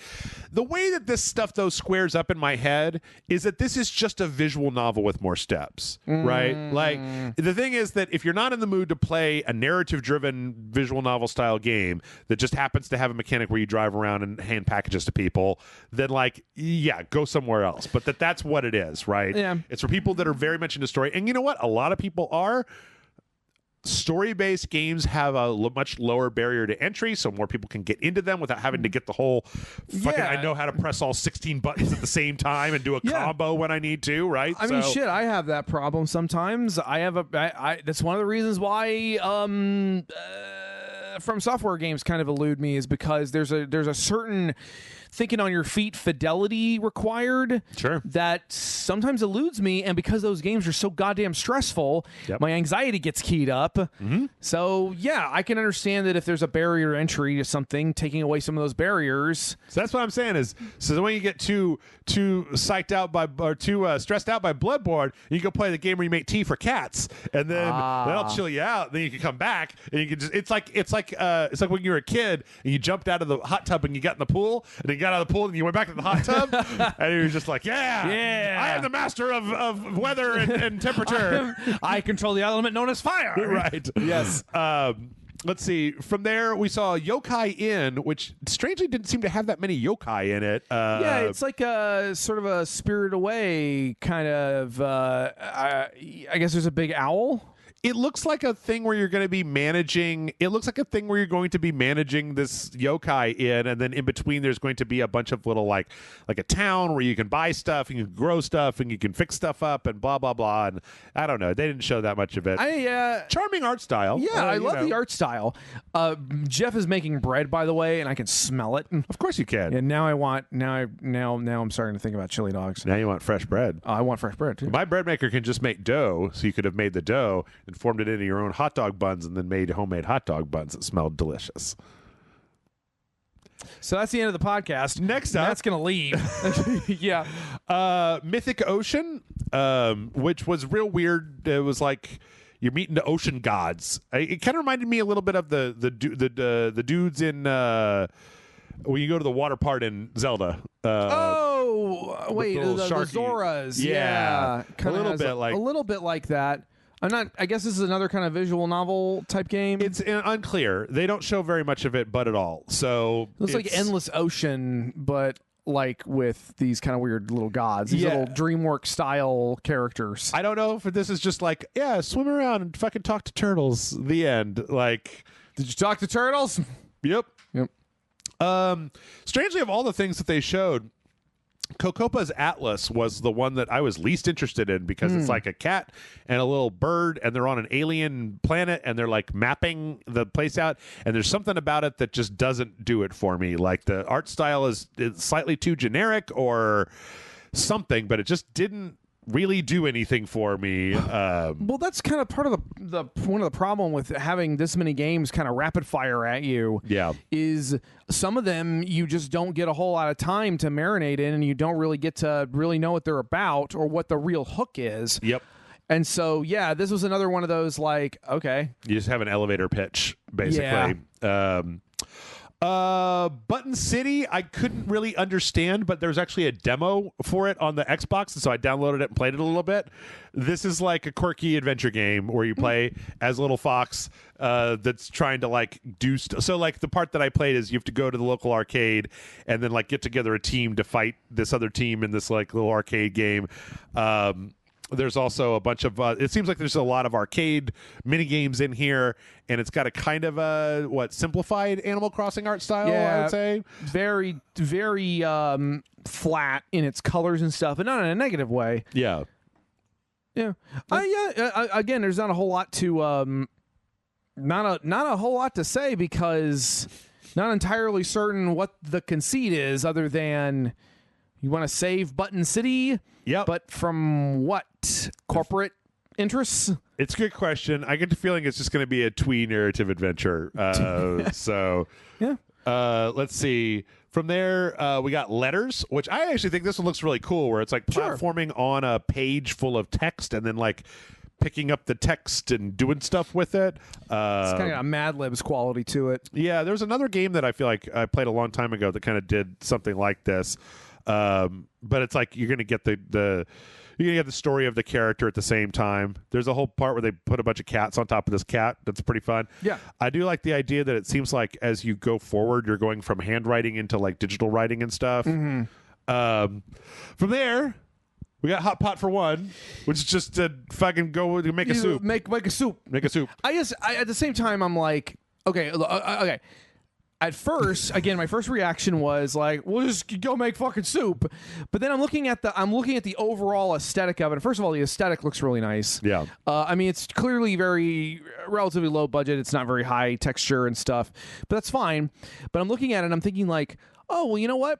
Maybe this is one of those things that like somebody who just wants to sit and do something like this kind of relaxing experience would probably get a lot out of, and then maybe it would inspire them to start trying to cook and stuff. Either that, or but it's also there's also some narrative here because it's like you're in a foreign country, it's Christmas, and you're by yourself, and you're making a pot of soup to like cheer yourself up. Yeah. So I can see the appeal of something like that. yeah. Let's see. Garden Story, we've seen before, is an RPG where you're a little grape. We're going around talking to all these little monsters, and you're doing some farming, and you're doing some platforming, and you're doing some action, and you're doing all kinds of quest stuff. I've seen this game before a few different places. It looks cute. Yep, it's Cute very as nice hell. pixel art. Yeah. Let's see. Tracks of Thought is this very weird, like you're a bug on a train and you're having conversations with people, but those conversations are like a card game that you're battling their wills with your will with the cards. And apparently like the end boss is you is to battle yourself. I knew it. So I'll let you off the hook this time, me. Yeah, that kind of reminds me a little bit of God. You know what is a game that like people didn't really? It came. There was a game that I have on the DS. It was part of like a summer of game type thing for the eShop or whatever, and it was Attack of the Friday Monsters. Okay. And it was about it could have fit amongst these games really well. It's about a little boy who moves to a small town outside of Tokyo in like 1973. Okay. And he just goes around playing little games with all the other little kids in this tiny Japanese town. Right on. And it's mostly comes down to this card game that has all these kaiju, and they're all like, and you play the card game with each other, and that's it. Okay. But of course, I'm not as cynical about that because I understand it. But no, this still looks cute. I really like the art style. Yep. Let's see. From there, we got Beasts of Maravilla, which is another kind of Animal Crossing-ish. Pokemon Snap, or Pokemon I'd say. Snap. Yeah, not Animal Crossing. We're taking pictures of stuff. This one seems it's a little bit. It's like third person. There's some like platforming and climbing, and then there's like. It talked in the trailer about like help this monkey bird do a dance so he can get laid. Feed the croco fish so he'll flip over and you can get a good picture of his belly, and like, yeah, I mean, it could be really cute. It looks really cute, and again, like a more cynical person would be like, "Oh, it's just Pokemon Snap," but again, there's more to it than that. I want to put fresh bread inside of you next time.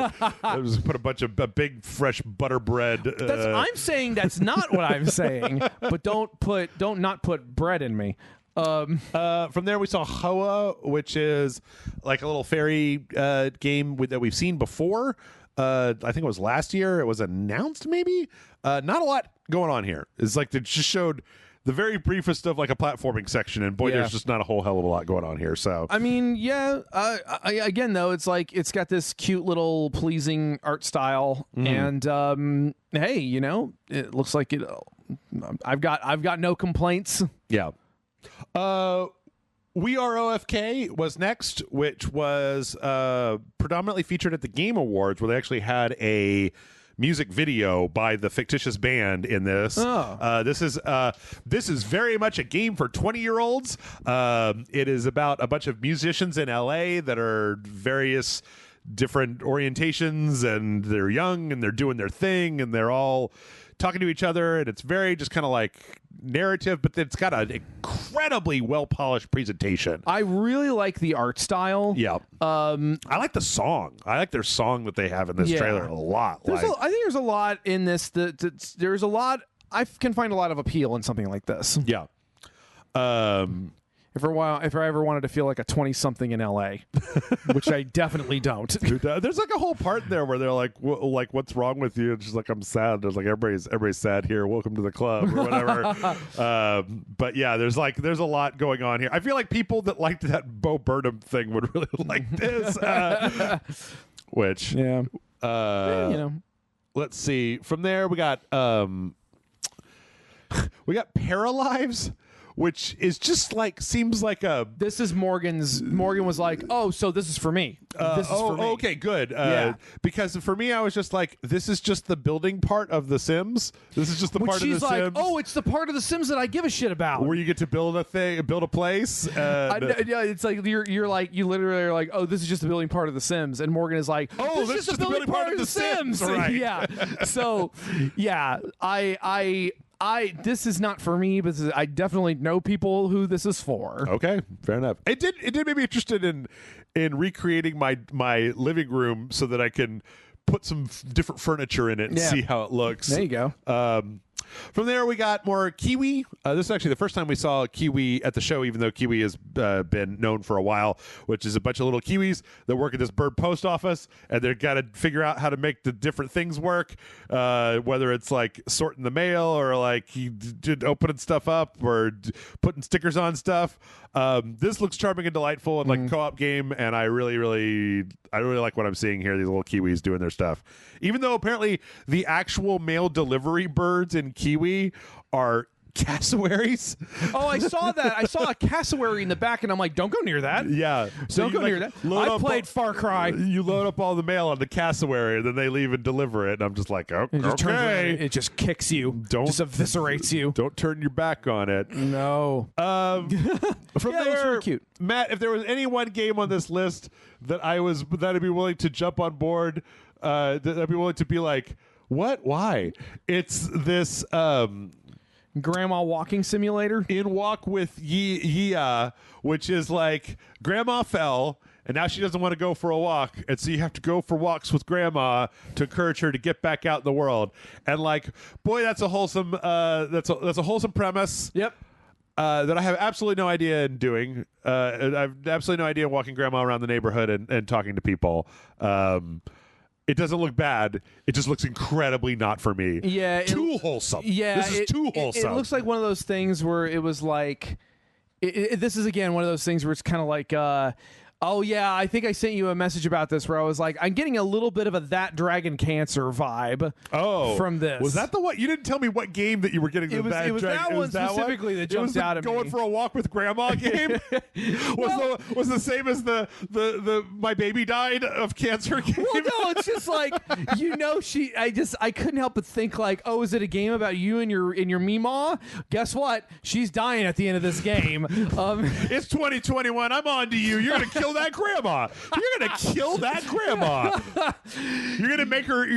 Oh my god. You're gonna make her get all of her confidence back, and at the end, somebody runs over her. I was gonna say, yeah, she got on the street like, I'm immortal. I'm gonna live forever. Ah! Right. Okay. Now we have to really kick it into high gear. All right. Now that we talked about running over grandma. Okay. Dordogne, something like that, is like this like watercolor. This one actually looks It's beautiful. really pretty. It looks it's real like pretty. It's like a game where you're going around and you're like taking pictures of stuff and doing stuff. Everything in the game has been hand painted, which is really impressive. Sure. You didn't see it, Matt, but there was another game that was at the Future Games show that I talked about yesterday called Herringbone or something like that. And they crafted out of clay every character, and then scanned them all in, and then motion captured. Oh, that's some fucking Primal Rage shit. Right. And the end result Clay fighter does not look anything like anything you've ever seen before, because it looks like Wallace and Gromit, but it's like it moves like a mocap character. Do not look it up. I will show you later. Okay, fine. But this one looks really good. I really want to play this one. Dordogne. Yes. The Gecko Gods is about a bunch of gods geckos going through temples, and I want to play this one. Do you want to play the gecko This game? cute little gecko. Look at him. Oh, sorry. I forgot there was a lizard in this game. So Well, it's also that it basically looks like a Zelda game, but you're a lizard. But you're a lizard. That crosses a lot of boxes for me. That checks a lot of boxes. Tasamachi Beyond the Twilight is...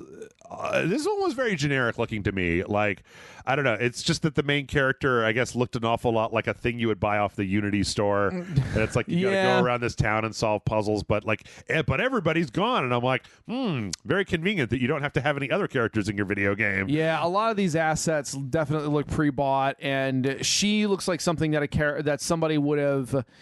She looks like I look at that character and I think like, oh, somebody escaped from Genshin Impact. Let's see. Please Be Happy is this is a visual novel just about a bunch of ladies that are all getting together doing stuff. I think this one might appeal to me. Yeah.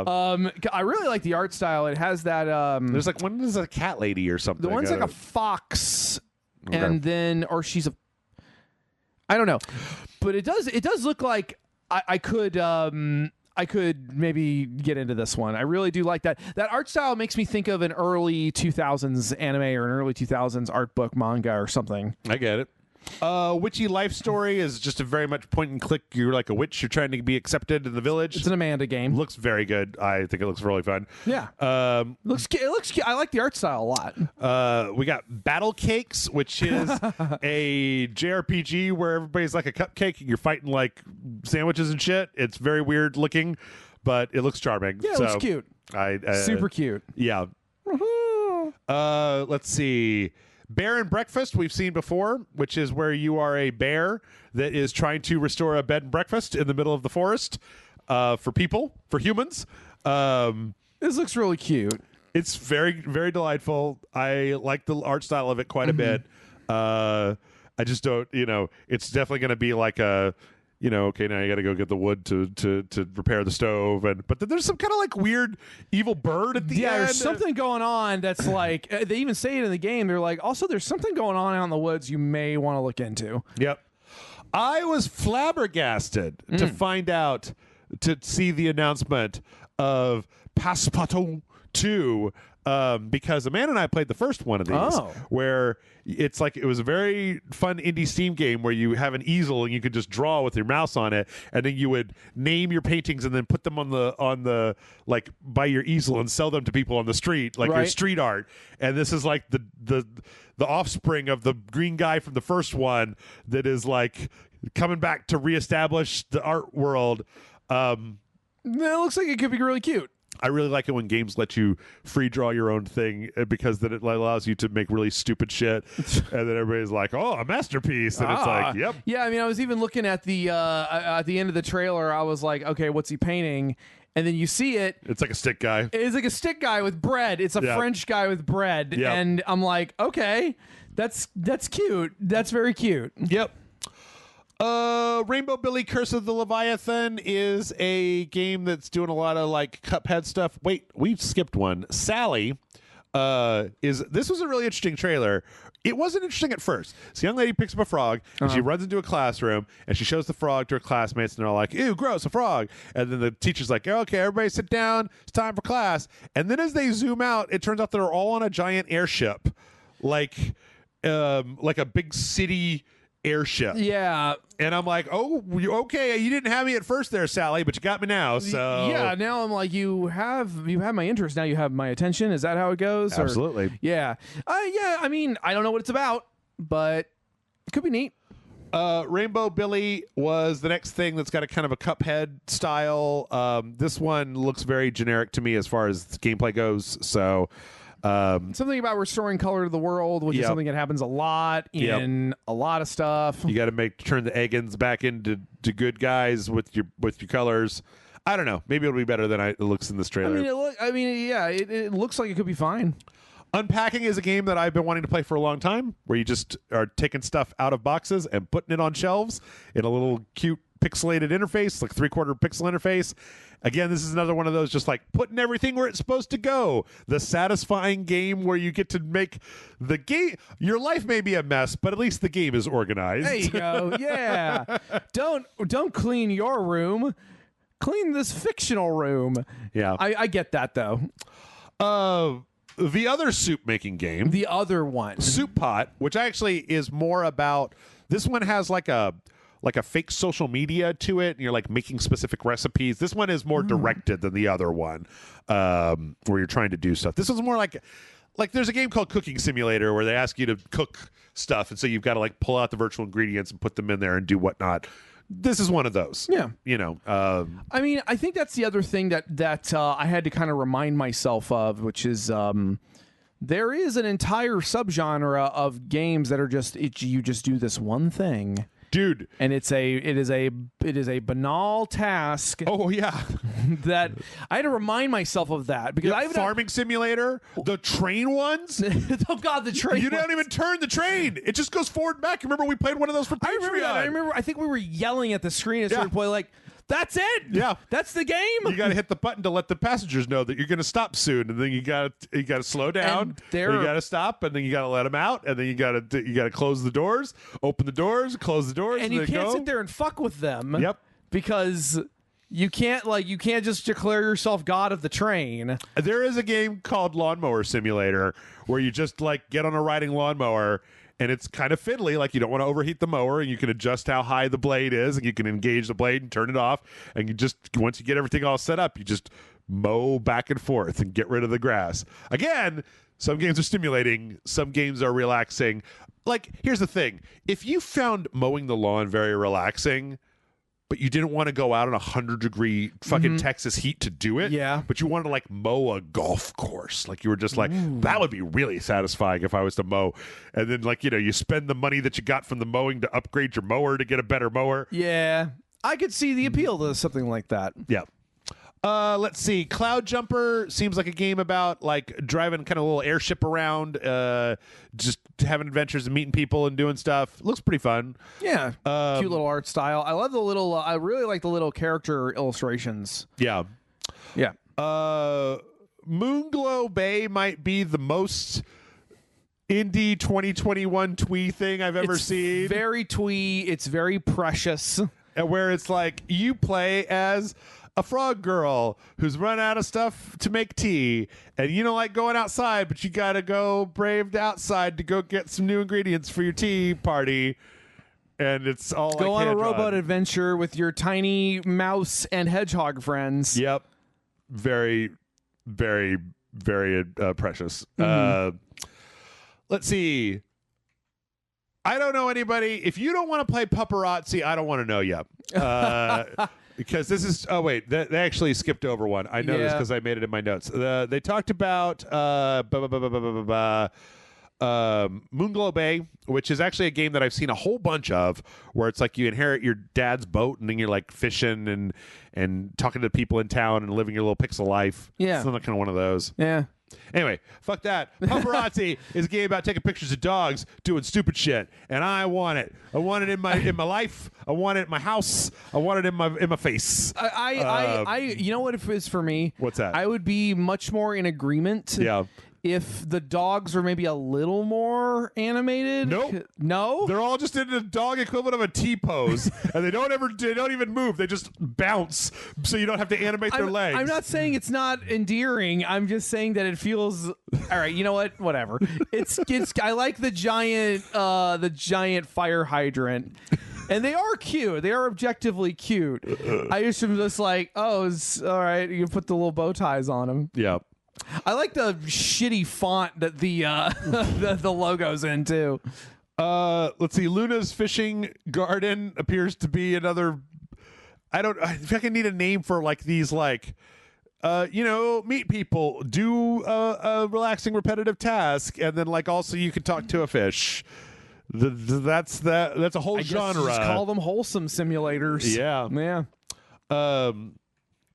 Let's see. Witchery Academy. Lot of witches. A lot of witches. Yeah, which I mean, given that witchery has sort of been having a bit of a resurgence. Yeah. Especially in online spaces and people who are actually getting into witchcraft and Wiccanry and stuff.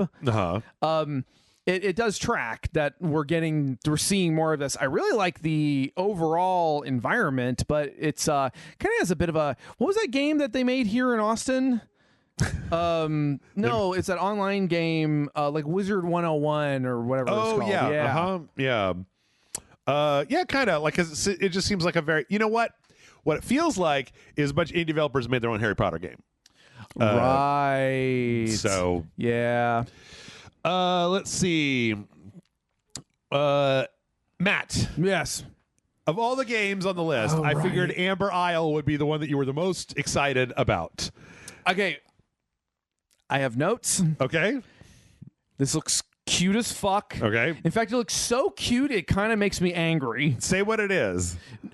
No, I want more than a Triceratops, a Pteranodon, and a Velociraptor. I want there to be an entire spectrum of really specific dinosaur and prehistoric animal genera. Like, okay, the little Pteranodon and the little Triceratops. Okay. But like, I want to make sure there's also like a little Styracosaurus person, and I want a little Therizinosaurus person, and I want a little Tyrannosaurus person, and I want a little Stegosaurus person. Do you know those aren't in there? Also, no, I'm not saying this also appears to be Racketeer with no action component where you sell stuff to dinosaurs. No, that's what I'm interested. I want to do that. I'm just saying. I have notes. Like if I were on the board and they were to show this to me, I'd be like, okay, I'm here for it. I'm a day one purchase. I have a list of dinosaurs for you that better fucking show up in the game. I don't want to see any of this generic raptor shit. I want to see one is a Dromaeosaurus, one is a Deinonychus, one is a Velociraptor, one is a Microraptor, one is a Utah Raptor. Okay. And okay. I want. That's it. Everything else I'm down with. I'm gonna buy it. I'm gonna buy it, Jeff. Okay. I'm not like mad at the game. I'm just saying that I really want. I'm hoping I should have led with I'm buying it day one. Yes. Second part is I'm really hoping for a wide variety of characters. Okay. And I could have just said that. But I didn't. No, I don't. No, to me, it's like. This is like the one thing that I was sure that Matt was going to be super excited about. I think you were like, I think that if I'm not mistaken, I believe the wording that you used was like, there better be, which implies a or else. Or else I'm coming for you, bitches. I'm coming for you, twee developers in Ireland. Right. No, no. I am legitimately, it looks really cute. I like that it's a little shop that separates it from being kind of an Animal Crossing type experience. Mm-hmm. And I'm really excited at the possibility of there being all these little dinosaurs that you get to help out. Yeah. And that looks really cute to me. Cool. Yay. There's Woodo. I don't understand this. It appears that you just put things into specific places and they turn from the wood version to the regular version. Even though sometimes they're just wood. Well, they turn from the non-painted wood version to the painted wood version. I don't really know what this is either. I've seen exactly the same trailer that you have, so I don't understand it. I kind of like it though. I dig the aesthetic. I like the aesthetic. Yeah, the whole everything is wood texture. I kind of dig on that. Which wood? See, the problem here is that we're getting so far into this where it's just like, okay, here's another game about witches, and it's like you're talking to animals, and it's pixel based, and okay, but like this is like the fourth to 12th game that has had one of those words in it that we've done throughout the entirety of this fucking hour of talking about video games. I like the art style. Yeah. And then we had Frog Song, which is where you're a little frog and you're walking around and talking to other frogs. Everybody's a frog and you're trying to do stuff. The frog walks like a dog and it's weird to me. Yeah, it doesn't hop. It's got the four legs and I don't like the way it moves. Choopity. So it's a little strange. So then we had the montage. There was a lot in this montage. I'm going to point out a few things, but we're not going to go over everything because there was a lot.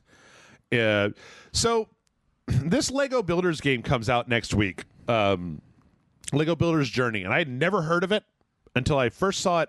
I saw an ad for RTX on this game using the real-time lighting of the RTX 3000 series. Jesus. And this is like a puzzle game where you get these little Captain Toad Lego dioramas, and then you've got to take Legos and build like a path for this little guy to go down to do various things. But it's all rendered in a way that makes it look like the most realistic Lego game you've ever seen in your life. Yeah, I think I missed this one because fascinating to me. So I like that they're very simple, teeny tiny Legos. Yeah, and it even feels like it's got like a choppy frame rate to give it that stop motion. Stop motion, yeah. I really like what I'm seeing here, and I'm really confused about how I've never heard about this, and it comes out on Tuesday. Like, maybe even the same day this podcast goes up. Wow. So, let's see. The Power Wash Simulator looks another one of those like. I'm not gonna lie. Yeah, this looks like something I'd probably sit and fuck with. Like there's something about sitting there with a power washer. I saw it's like the first one is like a van, and then it's like somebody's backyard, and then at some point it's the Mars rover. But it's just like you've got to buy cleaner, and like you've got to be careful because you can't like leave the power washer on the same thing for too long, or else it'll start to strip it down and stuff. Yeah, it's one of those things. Let's see. I don't know. This 2D and Toped looked really cool to me, where it's like it's you switch between a 3/4 and a 2D perspective to solve puzzles. So there's like a guy that's kind of walking and like use them both at the same time. I really like that sort of thing. Right. Let's. No, that looks really cool. I like those. Yeah, Magnificent Truffle Pigs was in there. Fossil Corner. Did you like Fossil Corner? Fossil Corner looks cute. Yeah. That. Yeah, I'm probably gonna play that. Okay. Let's see. Cat designer Apico. There's a lot going on. There's so many of these tiny little games. Yeah. The one that stood out to me was this one. Shashingo, which is like is a learn Japanese game where it's like if you take pictures of stuff, you're on a little. It seems like it's enclosed in like a street area. So if you take a picture of something with your camera, it shows you the kanji for it, and then it says that word. And so you can do that, but then like later on, it'll ask, "Go take a picture of," and then it'll say the word. And then it's like you find the thing based on what you did before. I'm such a fucking nerd. So the so what that is, I can tell that this part of it is the katakana version. Katakana is syllable based. Okay. And I noticed that the first symbol for both convenience store and coffee, which are kombini and kohi, is the ko symbol, which you modify with these two little check marks or the little quote marks, and that becomes go, which is the first symbol for Gojira.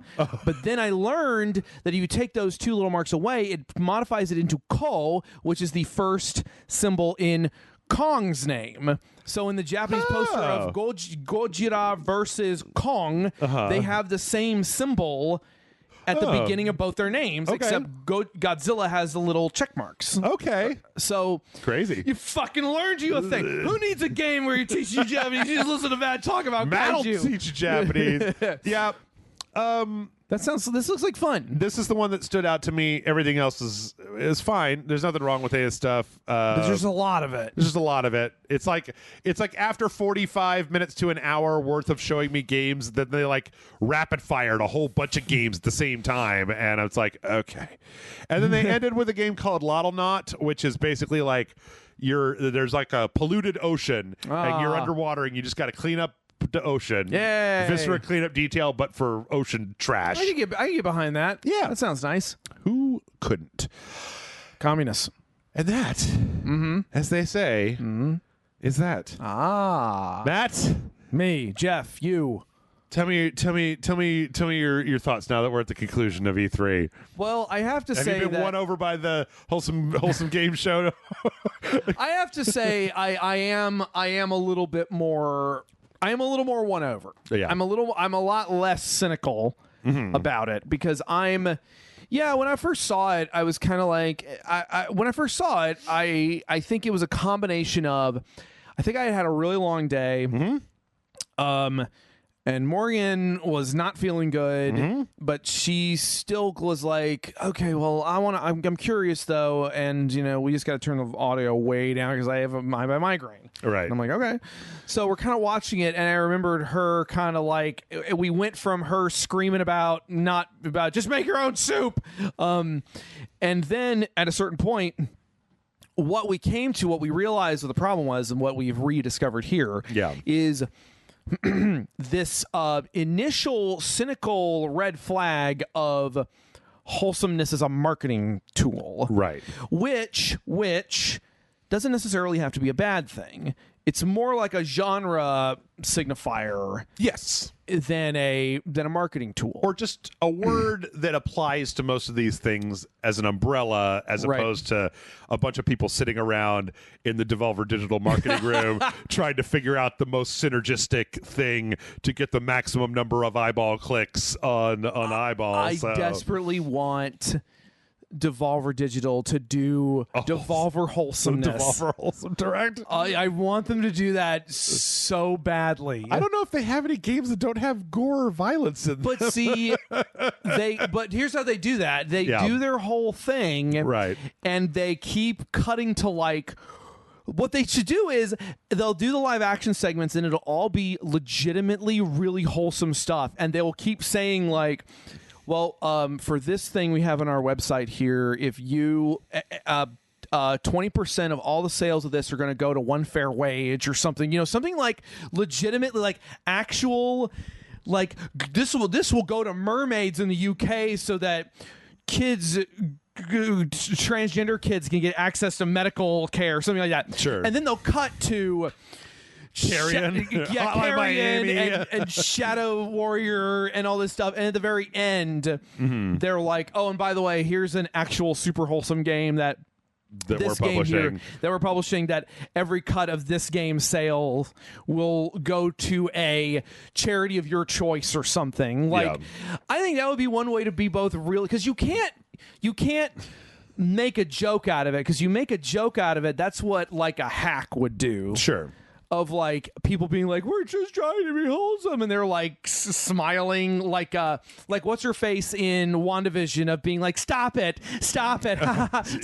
Yeah. Like, I don't want that shit. I want them to be like legitimately wholesome, and then the comedy is blood rampage to the bloodening, and that's what I think they should do. Okay, I have said it. All right. That's my story, and I'm sticking to it. Well, before we wrap up here, Matt, tell the people where they can find you online.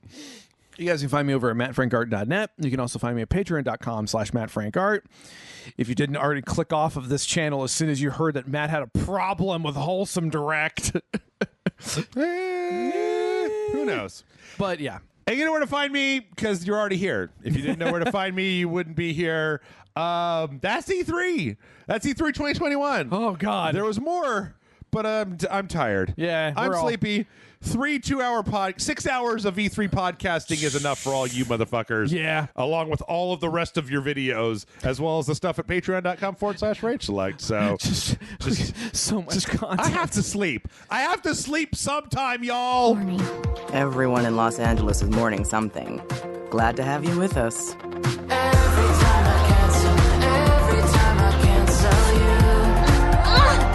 I don't really know what I even want to say with music. You gotta have something to say. If anything, you're honest. And when you're honest, saying anything is something special.